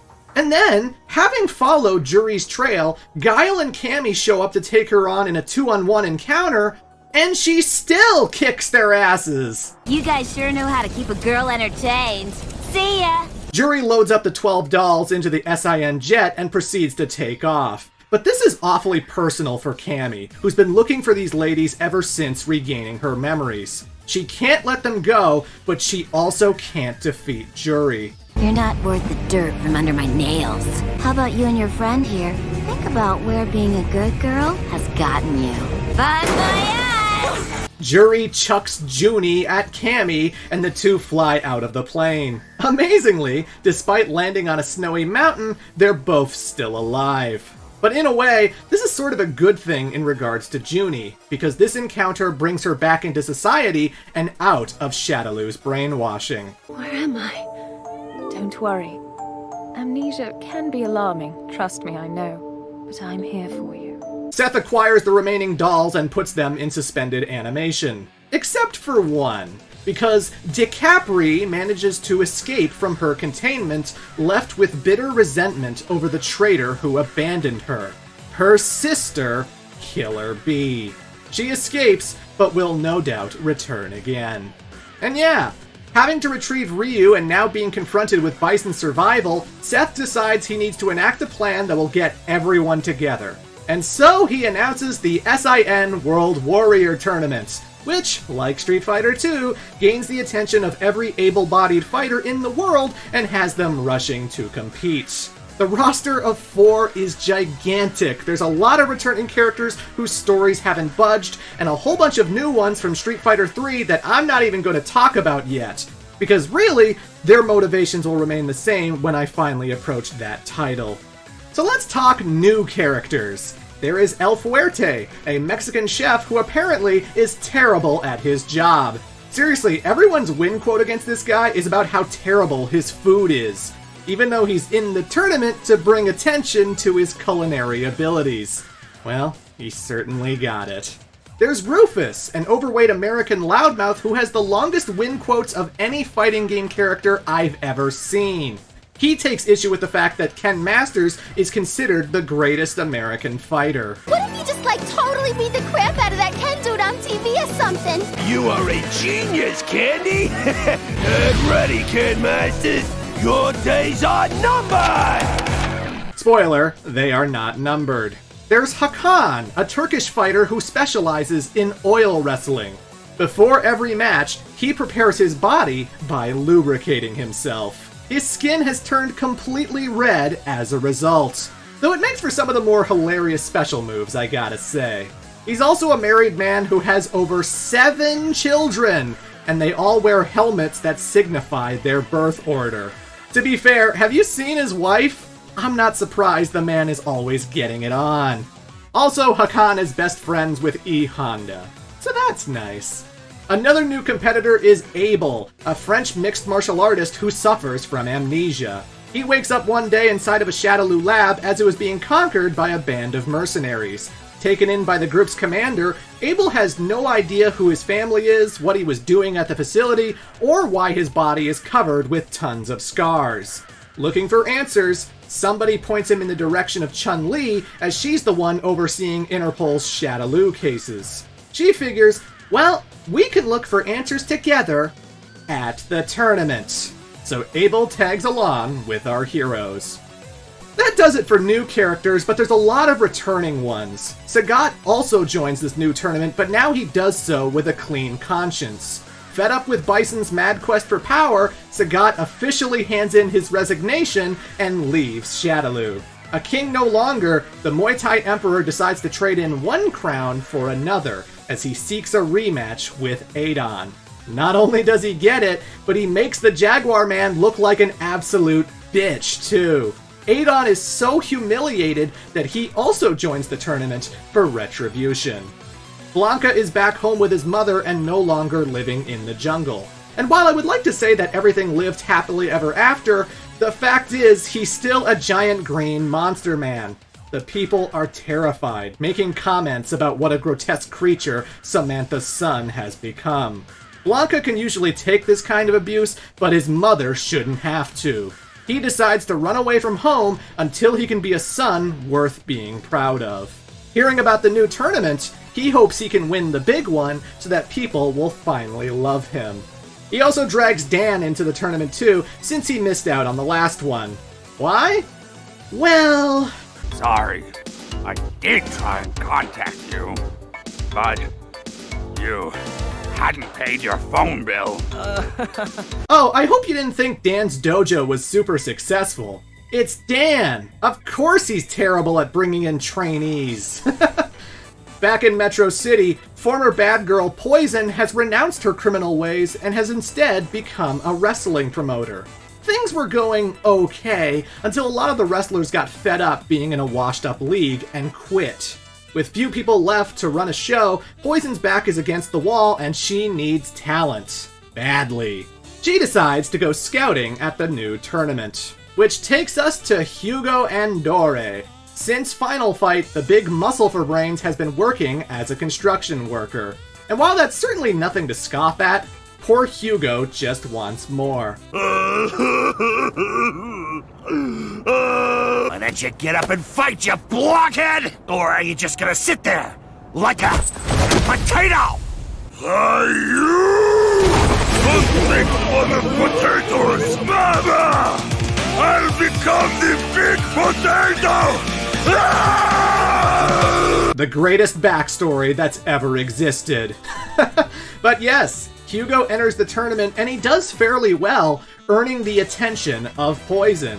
The two haven't seen each other since the Mad Gear days, and she is taken aback at how much better he's become. Hugo, do you want to work with me? I mean, you're strong and all, but you got the smarts of a potato. You think that I'm a potato? I guess you kind of look like a potato. I mean, you're big and... Whoa there, what do you think you're doing? You and me, we're going to be number one! And so the duo of Poison and Hugo was born. The glorious tale of a wrestler and his manager. Good stuff. Rose. Last time we saw her, she had been possessed by Bison. Feeling uneasy about that brief period of time, she once again joins the tournament to once again stop her nemesis. Also, she once again runs into Ryu to warn him of the danger, and she also once again runs into Guy, who tries to stop her from being sacrificial. Well, gee, I hope her ending's different. And finally, Ryu and Ken are training together and prepping for this new threat. But in the background, something insane happens. Their old master Gouken comes back from the dead. And not like as a zombie or a robot or something. Nah, he just woke up inside his grave and came back. So the obvious question, why? Well, let's back up to when Ryu was fighting Seth. He managed to awaken a new power that helped him win the fight.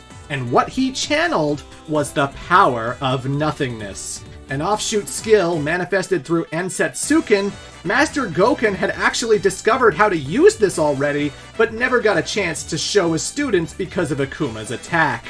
When his brother used the Raging Demon, Gouken activated the power of nothingness to separate his soul from his body so that instead of dying forever, eventually his spirit would reform and resuscitate the corpse. I know, that's fucking ridiculous.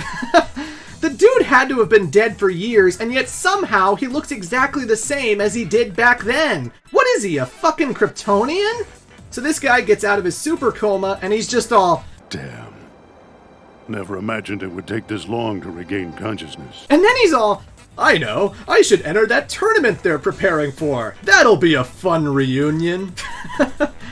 Yeah, Gouken, it certainly will. Anywho, that's the backstory for Street Fighter 4, and now we gotta figure out everything that happened. So this game has tons of rival scenes, unique individual cutscenes that one fighter will always have in an arcade run, and a lot of those are assumed to have happened. El Fuerte fighting Zangief, Chun-Li battling Vega, Abel clashing with Fei Long. The endings certainly establish connections, but rarely do they outright confirm anything. Like, if you're a Cammy fan, one of her major motivations for entering this tournament was to get revenge on Juri. You'll pay for what you did to my sisters.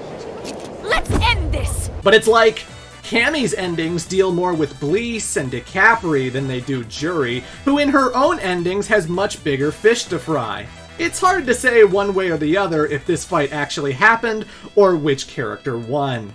In general, the rankings and placement mean diddly dick, because by the time we get to the finale, everything is in complete anarchy with no structure whatsoever. So hey, here's what I can confirm. Hakan defeated E Honda, they say as much in his ending. Sakura followed both Blanca and Dan into the tournament, and she got her rematch against Ryu, the latter once again claiming victory. Ken absolutely destroyed Rufus. There was never a doubt in anyone's mind. This is all your fault, Headmaster!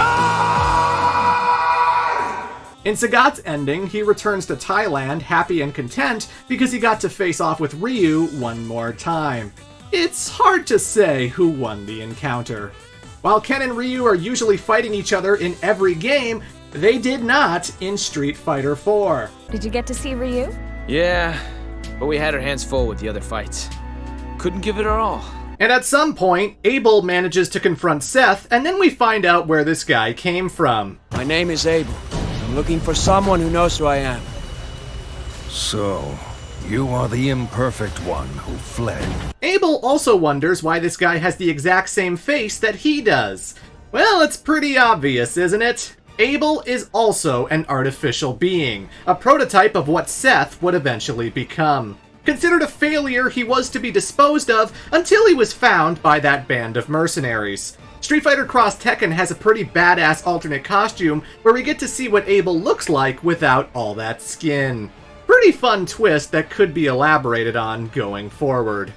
And yeah, that's all I know in regards to the tournament itself. The endings I'm familiar with, but how things get to this state is unclear. Who fights Seth? Why, of course, Ryu does. And so does M. Bison, and Abel, and Sagat, and Zangief, and DJ, and Rose, and Fei Long, and Akuma. Hell, he even fights himself! And no. These are not alternate endings. All of these encounters happened because you have to remember that Seth is one of 26 duplicate bodies. M. Bison defeats Seth, and then he takes advantage of the situation by sicking the duplicates onto the Street Fighters. But what Bison didn't count on was that these marionettes kinda suck ass. I didn't realize he was that weak. They all get their asses kicked. No, really! He doesn't just have the lamest name, but Seth is also incredibly pathetic. Your fists were mute. They had no soul. You're nothing but a spare body. A change of clothes in Bison's wardrobe. SIN never had the upper hand. Bison outplayed Seth in every single way. The puppet story ends with him getting gang beaten by all of his duplicate brothers. Damn. It's at this point that Juri emerges from the shadows to confront M. Bison. As twisted as this girl has become, she still hates him for everything he's done. The two battle, but as we find out in Street Fighter V, Bison is still the bad mama jamma. He defeats Juri Han. Ryu manages to find the Bleast machine when it turns on and tries to absorb the Satsui no Hado. But of course, our hero resists, and he delivers another devastating Shoryuken that blows it up. Pretty anticlimactic, really. Ordered by Delta Red to retrieve SIN's files, Cammy is browsing their hard drives when she stumbles upon the Bleast data. Knowing that this information could be used to brainwash others, she goes against orders and deletes it. Crimson Viper almost stops her, but Cammy is too quick and, well, what's done is done. See, while it seemed like Viper was loyal to the cause, in truth, she is actually an undercover agent working for the CIA. Kidnapping Eliza and fighting the heroes was all just an act to gain Seth's favor. With SIN defeated and the data destroyed, she simply leaves and goes home to her daughter Lauren. Yeah, Crimson Viper is a MILF. After destroying the data, Cammy manages to find DiCapri. The latter tries to get revenge for abandoning Shadaloo when all of a sudden she stops. Thanks to the experiments, DiCapri's lifespan has been shortened, so she's slowly fizzling out. She takes off her mask to reveal the same but disfigured face that Cammy has. The two girls are twins. And that's when Bison appears out of nowhere to claim his lost doll. He says he can save DiCapri's life at the cost of her freedom. Does it hurt? It's all right. It's all right. Spending your last moments staring into your own face. Interesting.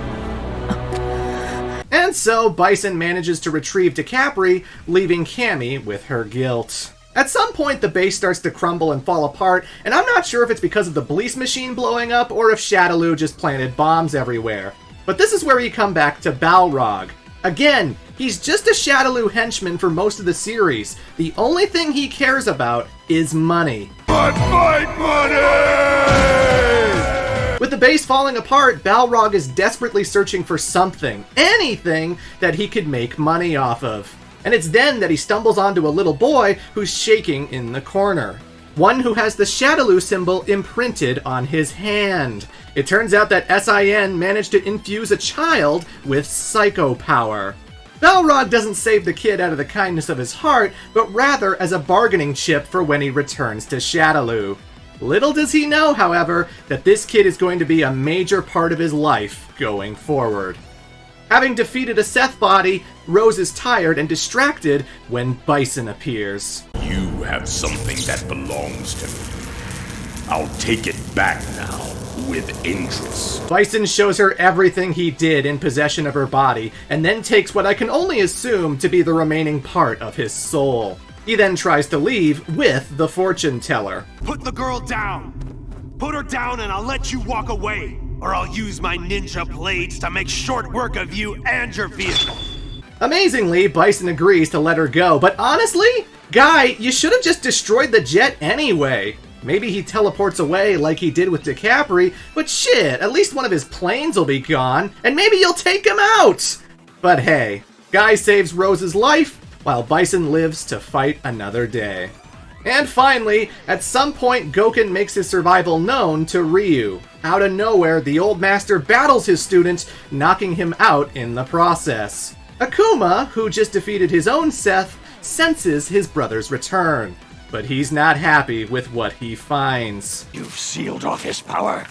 How dare you! Raging demon! The power of nothingness. Interesting. Let this be a fight to the death. The winner claims the cub. And we don't get to see this fight. Well, Gen does, although I'm not entirely sure how that works. But regardless, we do ultimately know the outcome. Despite it being a battle to the death, both Gouken and Akuma are still very much alive. In Street Fighter V, we see that Ryu is back training under his old master, implying that he won the fight. Plus, there's also his ending where he reunites with Ken. Tried to just disappear without saying goodbye again? You're both grown men now. You hardly need a master. Or would you rather I order you to the well to gather water? Yeah, that was hard work. That's not funny! Oh, that wacky Gouken! Blanca didn't win the tournament, but it's all good, because not only does his mother find him again, but she insists that she doesn't care what others think. The big green machine comes back home, and instead of finding more disgust and gossip, he finds that his performance in the tournament has won everybody over. Blanca is more loved now than ever before. Maybe he'll get his fairy tale ending after all. Ken returns home to Eliza, and that's when the baby arrives. He's so small. We were waiting for you, kiddo. Welcome to the Masters family. Aww! Ken and Eliza name their child Mel. And with that, ladies and gentlemen, we conclude Street Fighter IV.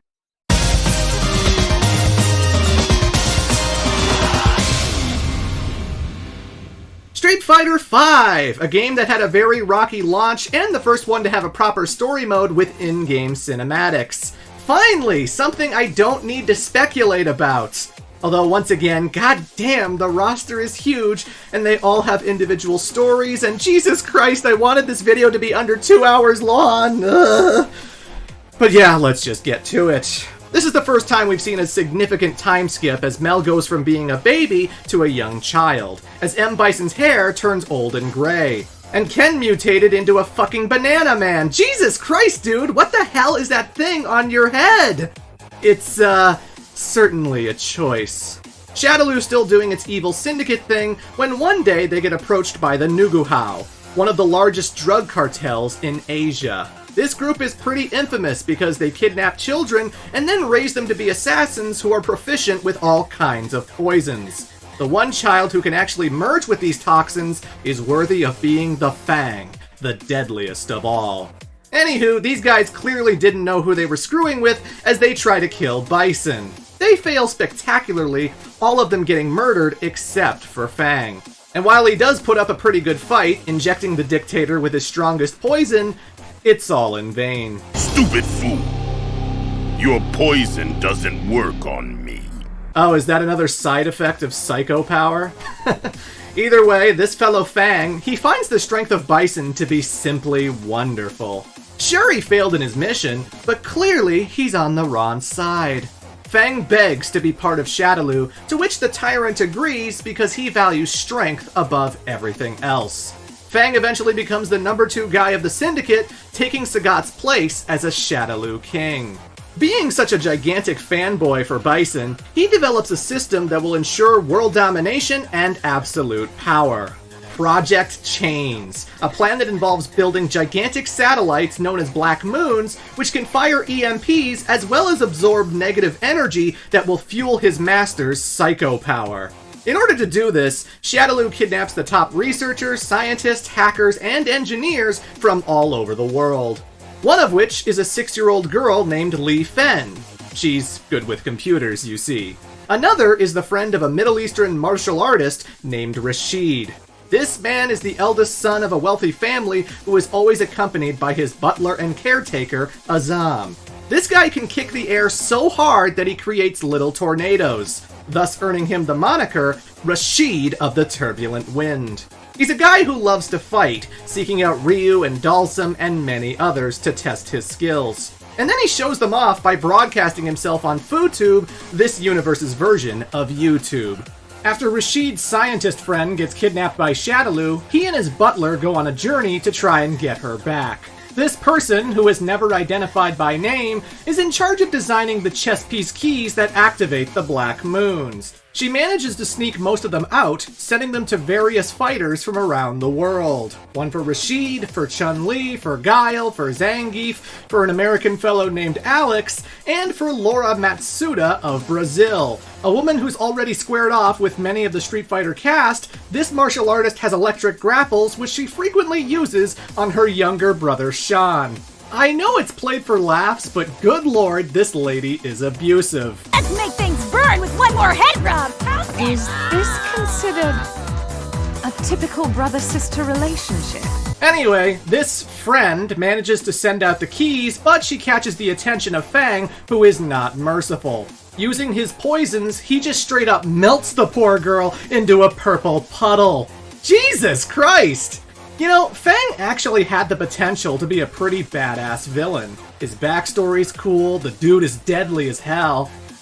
It's just a shame that he's one of the most annoying characters in the franchise. The way this guy screeches and freaks out is so over the top. If Operation Chain succeeds, Lord Bison will be all-powerful and invincible! You got mud on my beautiful clothes! Ah! I'll never forgive you! I'll kill you, kill you, kill you, kill you! I've had enough of you! As you can imagine, both Balrog and Vega hate this guy's guts. Hell, Fang's tight-ass behavior is what finally motivates Birdie to leave Shadaloo. The English bouncer turned henchman found that the organization wasn't all it was cracked up to be, except when it came to their craft service table. The food at Shadaloo is so damn good that Birdie would gorge on it day and night, gaining a lot of weight in the process. But no food is worth putting up with strict dress codes and snooty bosses, so Birdie defects and runs away. While doing so, he ends up at Karen Kanzuki's estate. Somehow. His brashness forces Karen to fight him, and the heiress is very impressed with Birdie's strength. She offers him a position among the Kanzuki Zaibatsu. Seeing that these guys also have high-quality food, he gladly becomes Karen's errand boy. Ever since Street Fighter IV, Cammy has been living with Junie, who is now training to become a member of Delta Red. The former Killer Bee is obsessed with saving the rest of her sisters, eventually managing to find Shadaloo's base. She confronts Fang, who merely laughs off her plight, suggesting that even if they were saved, the dolls will never know peace. Reinforcements arrive, and Cammy has to retreat. Junie, can I ask, are you happy? I'm not sure if I'm happy now or not. It's hard to know. But now, the time I'm spending with you helps me learn how to enjoy this new life. Please don't let it worry you. I'm happy that you saved me, and I know you can save them as well. Junie. Why is she fighting so hard for a doll? Because they're fucking gay, Vega! Sorry, that's probably wishful thinking on my part. Although... Rashid arrives at Shadaloo's base in order to save his friend, but he is unsuccessful and loses his chess piece to Fang. The way this machine works, apparently the more pieces it has, the more powerful it becomes. Why the hell would you let the scientist handicap it like that? Regardless, for Bison's first course of action, he fires an EMP over New York City, causing a major blackout. This gains the attention of everybody, who all rush over to try and stop him from robbing a bank. However, since he's accompanied by his fellow kings, and the Black Moons are enhancing his psycho power, Bison defeats them handily. They retreat and run into an old face.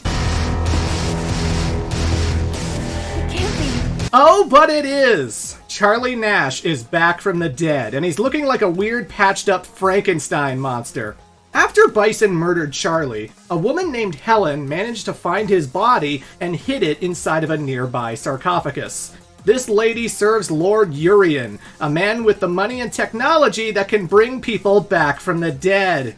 Not only that, but they've also inserted a jewel on Charlie's body that can absorb energy, ranging from ki blasts to psycho power. These guys oppose Shadaloo and are going to great lengths to recruit fighters who can bring the Syndicate down. To that end, they've also recruited Rashid as well as the Taekwondo menace, Juri Han.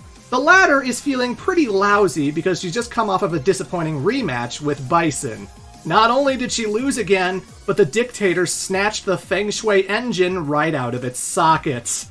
Juri is now using a prototype engine plundered from an abandoned SIN facility. She figures the enemy of my enemy may as well be a friend.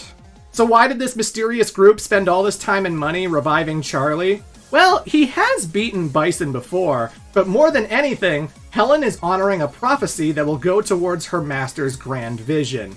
Oh, this group is wild, but I'm going to save their backstory for Street Fighter 3.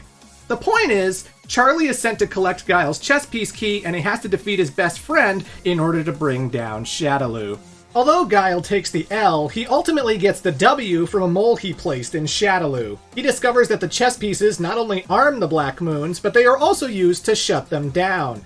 Thanks to Karen Kanzuki acting as the interim Nick Fury, everybody gathers together to track down the remaining keys. Everyone, that is, except for Ryu.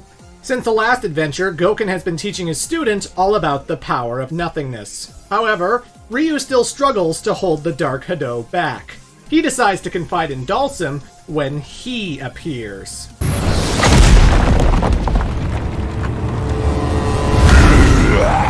What's that? This is Nikali. Known as the Ancient One, this creature is an enigmatic Aztec warrior who fights martial artists in order to devour their souls. He's a being who's been around for centuries, only appearing when the world is at a time of great crisis. And when it's not, I guess he just turns into a puddle and soaks inside the earth. Well, now that Bison is trying to ruin everything with his Black Moons, this guy's come to feast. He does take Ryu by surprise, but thanks to Dalsim, he's driven away. Later, Ryu is meditating at a waterfall when Ken shows up to check how he's doing. They spar, with Ken scoring the victory. He figures that Ryu's head isn't in the game, so he may as well hang back and keep training while everybody else tackles Shadaloo. And Ryu does just that, meditating and sitting around until Nikali comes back for round 2.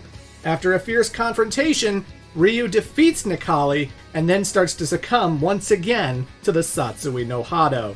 But this time, our hero focuses really hard and channels everything that his master taught him. This may have flown over people's heads, but this is a significant event. Ryu manages to summon the power of nothingness and actually dispels the Satsui no Hado. He has finally overcome the killing intent.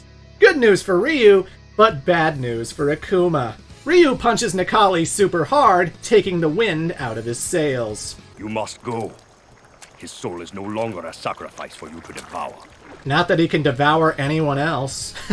Okay, so Nikali's supposed to be like Tekken's ogre, this insane god of fighting whose prowess is something to be feared. But seriously? He's a glorified jobber. He can't beat Ryu, he can't beat Dalsum, he tries to challenge M. Bison and that ends horribly, and of course he goes after Akuma and gets horribly ripped apart. Now, I won't deny that those guys are top-tier fighters, but get this! The reason Helen and Urien know so much about Shadaloo is because somebody has been feeding them insider information this whole time. One of the kings, actually. Because Balrog has no loyalty to Bison, only to money. And while he and Urien are chatting it up, fucking Nikali shows up to defeat the boxer. And he loses! The henchman that all of the Street Fighters beat up on is still strong enough to put down the Devourer of Souls.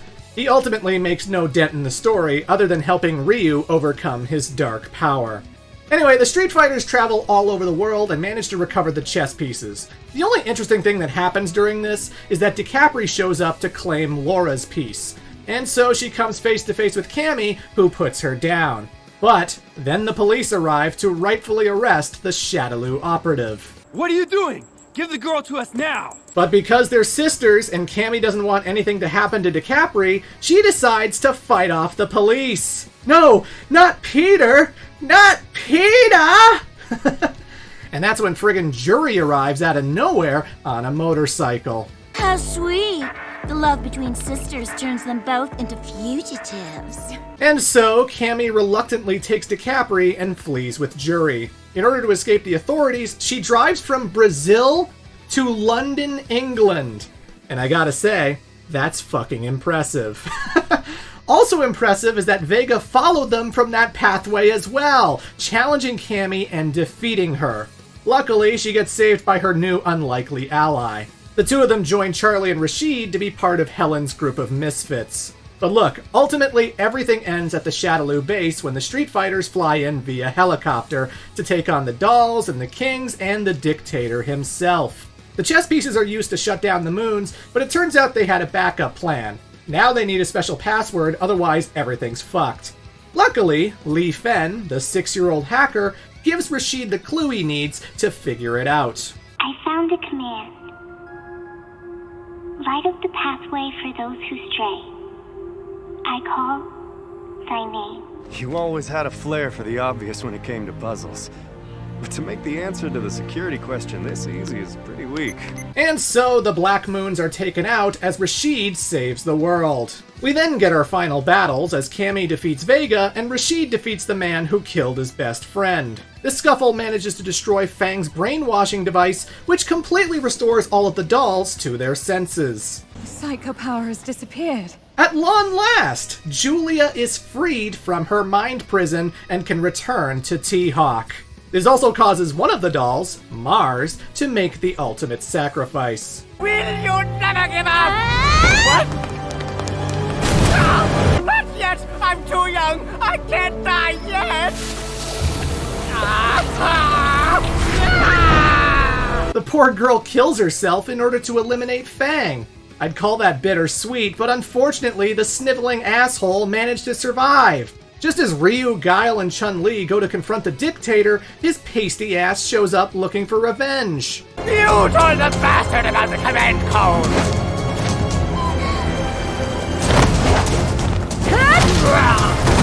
You must have worked very hard to stop this. here all alone. Ma'am, your boobs are suffocating me!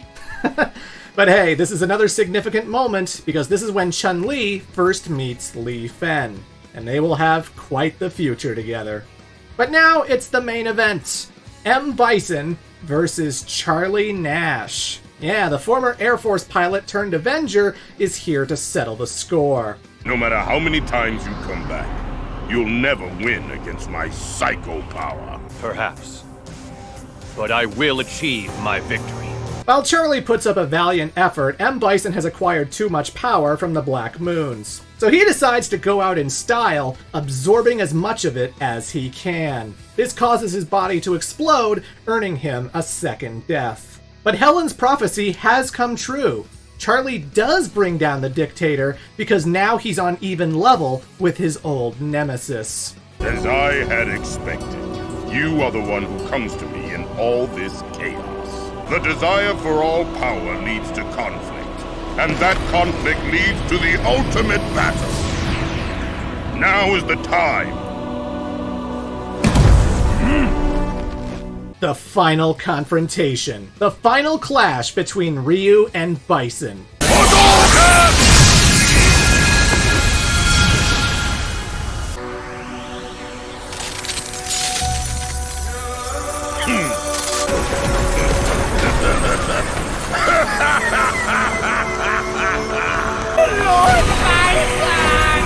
Oh, fuck off. Go away. You ruined the scene, asshole.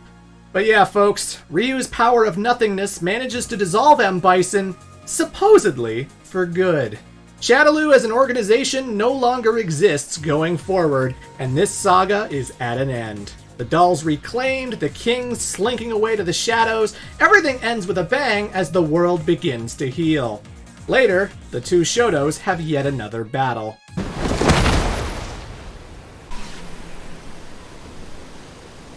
I guess you won't be needing this anymore, huh? There is no end on the road of fighting. I know. I still need this. And that's the end of Street Fighter V. But being a game with lots of DLC, there are many epilogue developments. With Shadaloo defeated, Chun-Li retires from Interpol once again. She would also become a foster mom, as Li Fen has no parents to return to. Of course, now she has to deal with a far more difficult assignment: learning how to cook. While this whole thing was going on, Balrog was always working alongside the little boy he saved, a boy who later takes the name Ed. Thanks to Shadaloo's experiments, this child ended up growing into a teenager and then into an adult male in no time at all. Balrog figured the kid would make for a good sidekick, and so he teaches him how to box. That, combined with his own psycho power, turns Ed into a formidable fighter. The duo working together on missions and earning lots of cash. But then one day, Ed meets a mysterious fortune teller. I sense something incredible is locked inside you. What? When you're finished growing up, the you that you are will cease to be. What are you, a fortune cookie? This girl is Manat, an Egyptian apprentice who serves under Rose. And like her, she's able to predict people's future as well as use soul power. Also, she has the best walk animation I've ever seen. I sense nervous energy. I love her. Anywho, her interaction with Ed completely messes with his head. Being a human test subject, the kid is haunted by nightmares of M. Bison. The kid doesn't want to be just another vessel for the dictator to possess. So one day he decides that he's going to go off on his own. What's eating you, kid? If we stick together, you're gonna get hurt one of these days. You're too weak to hurt me. Chumps like you should shut up and follow orders. I ain't no chump! You'd be up a creek without me! And so the two get into a fight. And much to Balrog's surprise, the kid puts him down. Beat it. Get lost! This is actually kind of devastating, and I feel bad for Balrog of all people. He was starting to like the kid, and now he's been abandoned. The two go their separate ways, with Ed deciding on a new purpose: to find and save the other kids who were also Shadaloo test subjects. Like the playable character Falk, who can shoot psycho power through a bow staff. Ed assembles a new group referred to as Neo Shadaloo. And oh my god, they have a giant gorilla! Who the hell is that gorilla? If we can't play as the gorilla in Street Fighter 6, then I'm gonna have words with Capcom, okay? Good lord. Anyway, speaking of beasts, Blanca! The big green giant didn't help take down Shadaloo, but he did start up a new line of toys. When a manufacturer told him he was marketable, Jimmy decided to create plushies of himself. The adorable Blanca-chan. Unfortunately, they sold pretty poorly in Brazil, so Sean and Laura give Blanca the bright idea to sell them in Japan. That's where he gets reacquainted with Sakura, who is no longer a high school student. Now she's working part-time at an arcade, having left the street fighting scene behind. She agrees to stock up on Blanca's plushies, which makes the little guy extremely popular. Street fighting is fun. At first, I only wanted to be stronger. But then, there were other things to think about too. Get a real job, maybe get married eventually, and then grow old, I guess. And that's when she runs into Ryu, who is always happy to spar. Being alone, just seeking strength, only to eventually die? Is that the right way? Do you mean I should have a disciple to carry on my skills to the next generation? Well, having a disciple is similar, but I meant having children to create new bonds in our lives. And right then and there, Sakura realizes that she actually wants to have kids. She wants youngins of her own to lead into the future. And then she gets embarrassed talking about this in front of Ryu, who she's idolized from the very beginning. Oh boy. Back in Metro City, Mike Hagar retires from office. He's had a good run, he's idolized by everyone, but now it's time to let someone else have a crack at it. And get this, the new mayor turns out to be Cody Travers! Yeah! At some point the guy managed to serve his prison sentence, and then at the suggestion of his old friend, he decides to run for office. Despite his violent tendencies and his criminal record, the people still support Cody and decide to give him a chance. This makes for a major shock to the Street Fighter system, because now the guy who was once chilled and relaxed about everything has much more responsibility. Now he's the one checking in on the old Mad Gear gang, making sure they don't return to their criminal ways. And in the case of Abigail, he's become an upstanding citizen who works at the scrap heap with Roxy, Jay, and Axel. Although I suspect he's taking an absurd amount of steroids because holy shit, this man is friggin' huge. Also, I would be remiss not to mention that when Cody was announced for Street Fighter V, he was played in live action by my girlfriend's favorite wrestler, Kenny Omega. And yes, you did need to know that. Back in an abandoned SIN facility, Juri Han learns of a hidden prototype doll. Not to be mistaken for Abel, this is Doll Unit 0, a female version of what would ultimately become Seth. Hoping to recruit a helper puppet, she wakes up the machine, not realizing that it has backed up memory. Little piece of junk. Time to wake up. Well, Juri, who is a piece of junk? Okay, so Seth's story isn't over. For now, he's returned in a much hotter body. However, something is horribly wrong as Seth's cognition is all kinds of haywire. His desire to kill Bison has overloaded his personality, and he seems to have no idea who's actually in front of him. My name is Seth! Juri leaves the broken doll to his fate, which is apparently to continually search for Bison. At some point, he crosses paths with Ed and Falk, mistaking them for the Dictator because of the psychopower in their bodies. They actually let Seth live, feeling pity for the sad robots.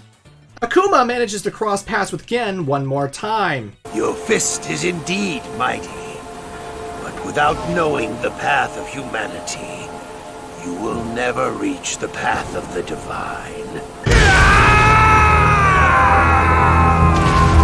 I walk the demon's path. I have no interest in the path of humanity nor the divine. Now, I'm not sure, but I think Gen might actually be dead. I mean, the guy's had a terminal illness since the series began, and if Street Fighter 6 is going to take place another 10 years or so into the future, I can't see Gen being a part of it. Him being in Akuma's story seemed to be a send-off of sorts, a finale to the two's ongoing rivalry. But hey, maybe I'll be proven wrong. Nevertheless, Akuma's search for the ultimate opponent continues still. He comes face to face with Ryu, but this time takes solace in the fact that he's chosen the power of nothingness. While the Dark Hado is a powerful tool, he knows all too well from Gouken that the opposite is true. Theirs will be the ultimate clash between light and darkness, of which darkness once again prevails. Foolish boy, why are you smiling? My fist asks yours. Only yours can respond. That's how it'll always be. Our paths will cross again someday. I shall meet you at your journey's end. You know, Akuma may find a new opponent one day, because another fighter has just discovered the temptation of the Satsui no Hado. And that fighter is Sagat. Oh yes! While resting in Thailand, Sagat started to feel that killing intent. That twisted voice that urges him to give in to death and destruction. The Muay Thai Emperor finds himself on the same path as Ryu, of which he intends to stay the course. Whether that lasts is something yet to be seen. And finally, we have to talk about a very mysterious fellow who appeared seemingly out of nowhere. This man identifies as G, the President of the Earth. As the President of the world, I will fight for the precious Earth. My power is the power of all the people of the Earth. This man films himself on FooTube battling all kinds of Street Fighters, gaining everyone's attention, including that of the fortune teller Rose, who sends her apprentice Manat to ascertain his skill. Surprisingly, G takes down the fortune teller with relative ease. Rose senses an overwhelming force of nature in this man, his tarot card associated with the Fool. So, just to be absolutely sure, she decides to battle the man herself. And while doing so, a strange vision enters her head. I'm sure you can see it in your mind's eye very clearly. You and I, and all the people of the Earth, where we are now heading to. It's not true. Because it's the end of everything. Rose sees the apocalypse. At some point, everyone is going to die. And G knows this. For some reason. Most people think he's just a goofy president character, a buff Abraham Lincoln. But no, there's something very strange and powerful about this guy. He is so enthralling that he even earns the attention of a shadowy organization. And this is the perfect segue. For you see, during the credits, we get the big twist ending of Street Fighter V. That the woman who brought Charlie back from the dead is not actually named Helen. No, her real name is Colleen, and she belongs to the Secret Society.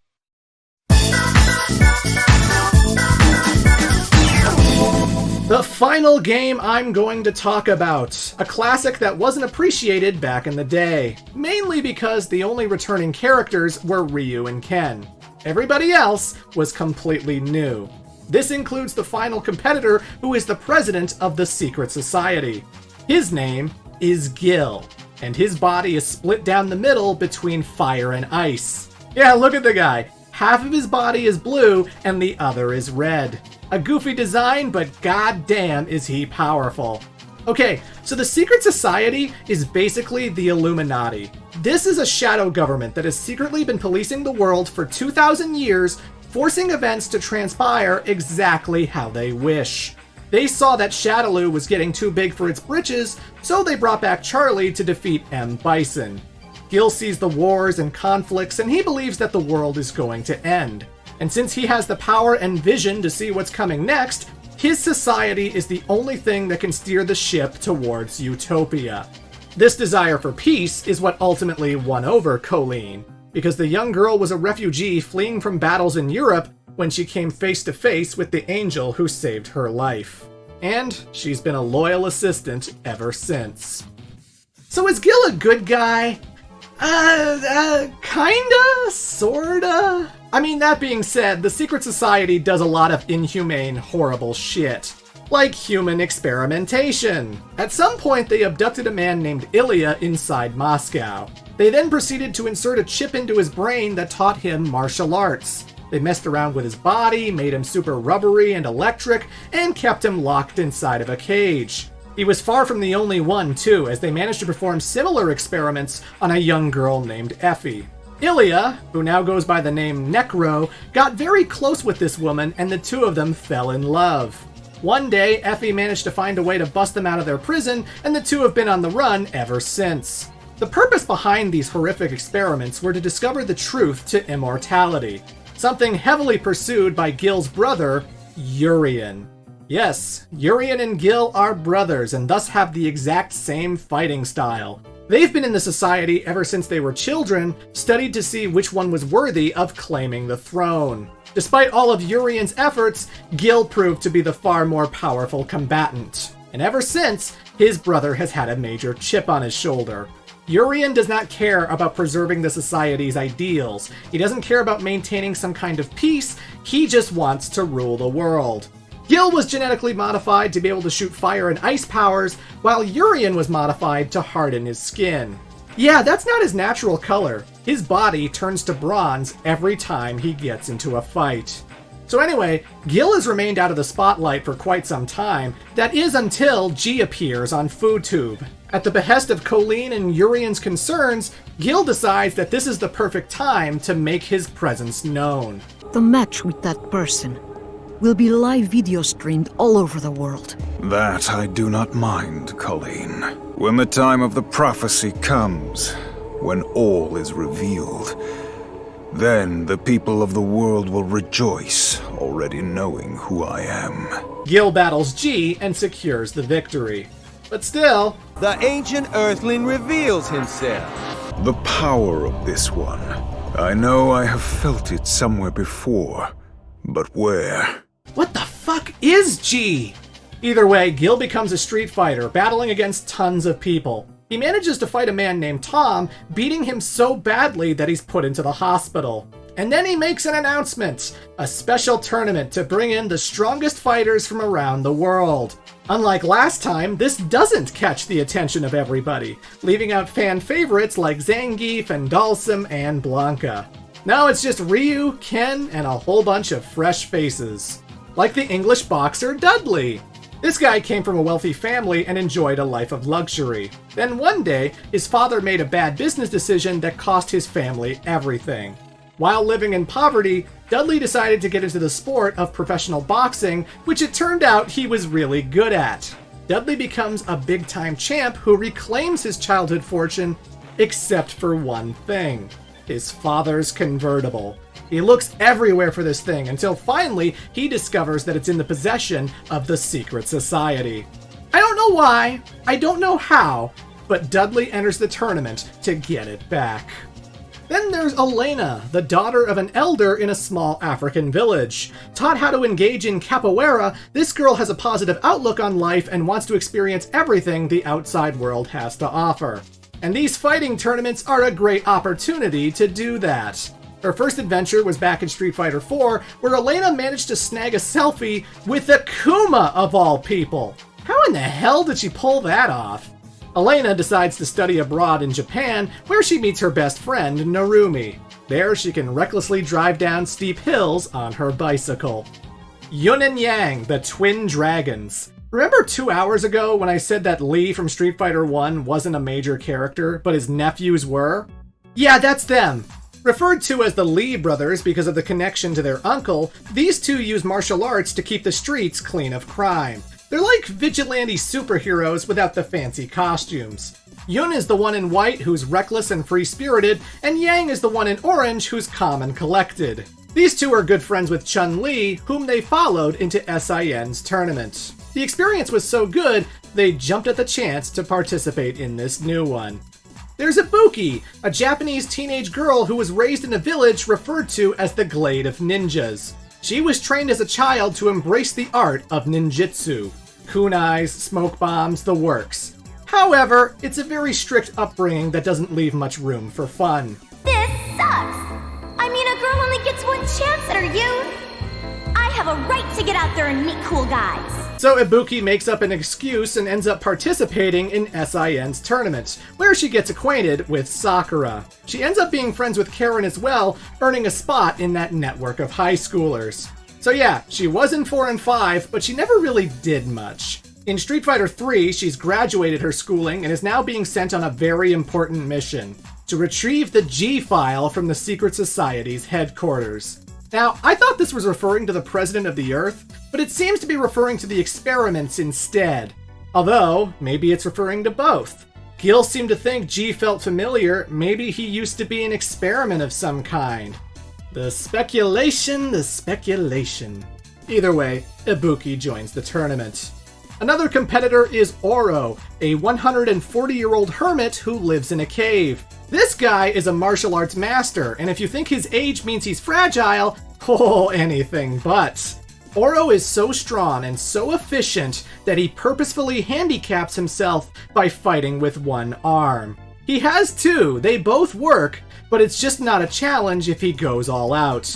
This guy is a fountain of wisdom, earning the respect of fighters like Dalsum and Rose, who often consult with him when they're feeling lost. He doesn't normally join tournaments like this, but when he hears that it's being run by the secret society, it piques his interest. Ryu and Ken also join the tournament, but this time, the latter brings in his apprentice, Sean Matsuda from Brazil. Ever since Mr. Masters beat up Fang in front of him, the kid's idolized the Shoto and wants to be strong just like him. I mean, yeah, he has a sister who could teach him martial arts, but she's batshit insane, so I get it. Ken agrees to train him, but he's not exactly enthused about it, sometimes pawning him off to Ryu instead. Sean is a work in progress. He may be totally playable in the game itself, but in terms of lore, he's the weakest fighter on the roster, unable to qualify in tournaments that Ken wins all too easily. One of his win quotes is for people to stop calling him Dan, which, oof, you know you're in rough shape when people are drawing those comparisons. Still, Ken himself might be a little distracted because he's already teaching his own son how to fight, which one time was quite painful as Mel accidentally punched his dad in the dick. And the final competitor I want to talk about is Alex, a New Yorker who was actually the main character of this story. This guy was trained by a war veteran named Tom, someone who was a close friend to Alex's late father. When the dad died, he took Alex in to live with him and his only daughter, Patricia. And the young martial artist has been grateful ever since. So naturally, when his mentor gets beaten to a bloody pulp by some weird blonde guy, he takes major issue with this. Alex, you don't need to avenge me. We fought, he was strong, and I was not. That's all.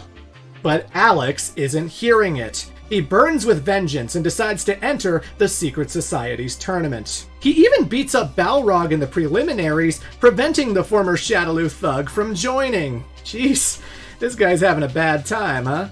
Regardless, Alex goes forward with determination to take down the Society leader. And that's the setup for Street Fighter 3. Like the previous 2D games, there's not a lot to go on, but I do know a few things that happened. For one thing, Alex had to have beaten Hugo Andore. The two characters have this Hulk Hogan, Andre the Giant thing going on, a rivalry that's even featured in one of the game's openings. I have no doubt in my mind that they clashed. The hermit Oro does end up in a match with Ryu, and even though this guy's defeated monsters like M. Bison, the old man is no joke and he actually takes down the World Warrior.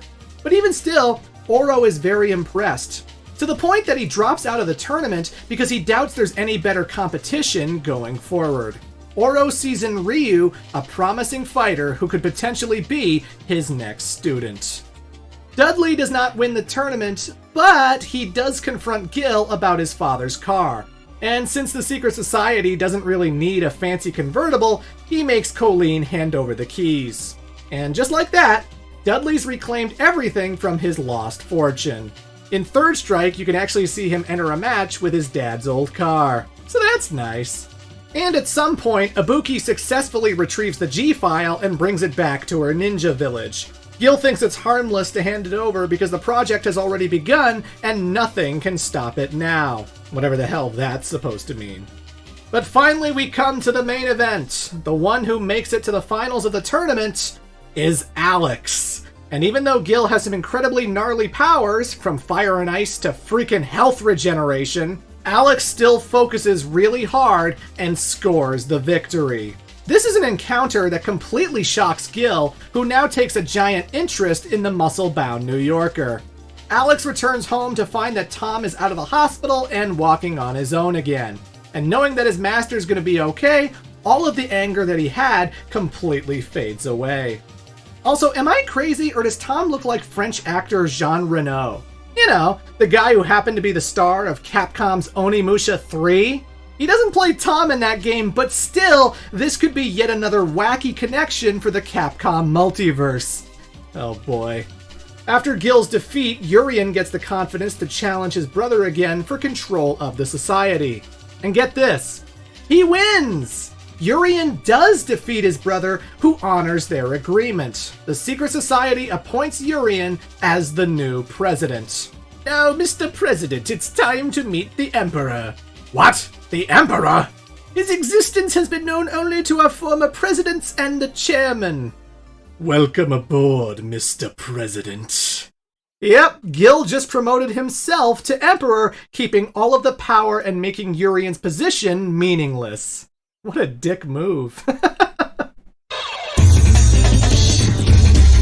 Okay, we're almost done, but it should be mentioned there are 3 versions of Street Fighter 3. The first 2, New Generation and Double Impact, are all about the Secret Society's tournament. The final game, Third Strike, takes place after the first 2 games. It acts as a kind of epilogue story while including some new fighters. One of which is Q, a very mysterious character. He wears an iron mask, he makes weird grunting noises, and I can't tell you anything about him.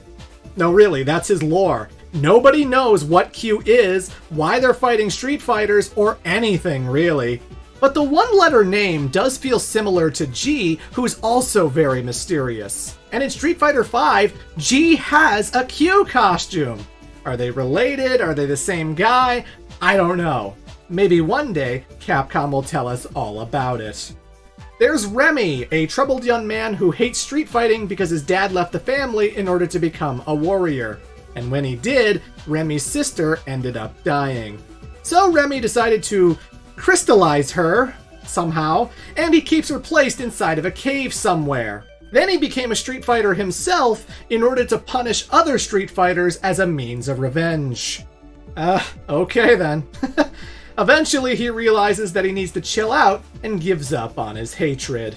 And then there's 12, a plant-based liquid android developed by Urien and the Secret Society. It has the ability to morph its body into anything it wants, including the very fighters that it battles. It's been created to retrieve all of the runaway experiments like Necro and Effie. The 2 clash at some point in Third Strike, and I'm willing to bet that Necro won that encounter. Still, the Secret Society's gotta be careful, because 12 is starting to develop self-awareness. And if we remember anything from people like Seth, that usually goes pretty badly. And the last new challenger will be Makoto, a young girl who specializes in karate. When her father died, she inherited his dojo, which has seen hard times. In order to spread the word and bring business back, she participates in various tournaments and street fights. After teaching Li Fen some martial arts, Chun-Li gets the bright idea to become an instructor who passes her knowledge down to others. So, she's now a teacher, teaching other kids how to defend themselves. This, along with her past efforts against Shadaloo, earns the attention of Urien, who kidnaps Li Fen. Chun-Li follows this asshole to some ancient ruins and promptly kicks the shit out of him. She saves Li Fen for what is hopefully the last time. Alex won the tournament, but that still doesn't make him the greatest fighter ever. Eventually, he crosses paths with Ryu. And we all know how good he is. The Shoto makes quick work out of the New Yorker. But this defeat doesn't sting as Alex enjoys the encounter and desperately wants a rematch. Will he ever get it? Oh. And finally, at some point, Ryu and Ken battle each other again. The former remarking how he has the upper hand in terms of score. But that doesn't stop them from crossing fists yet again. And really, that's the essence of Street Fighter, isn't it? Fighting and fighting and fighting again to see how much you've improved. The eternal struggle of this thing we call life. And with that, ladies and gentlemen, I'm finally done.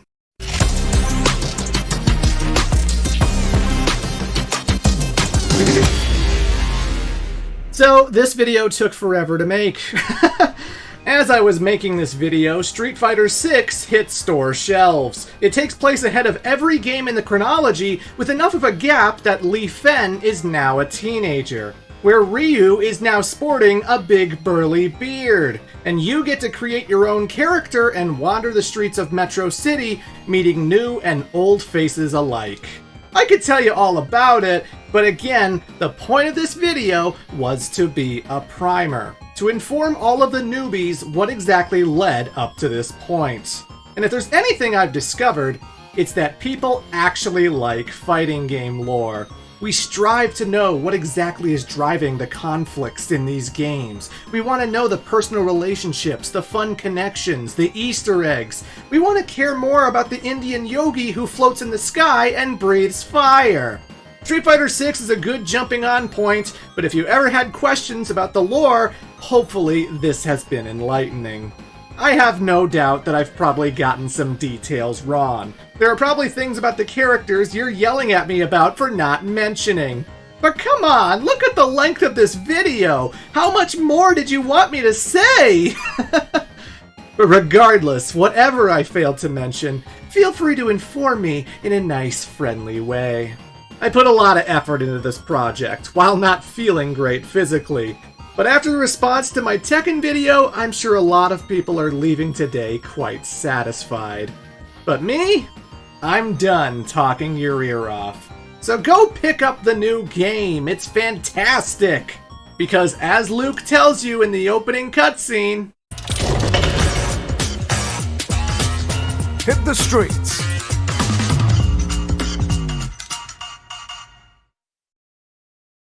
Thanks for watching!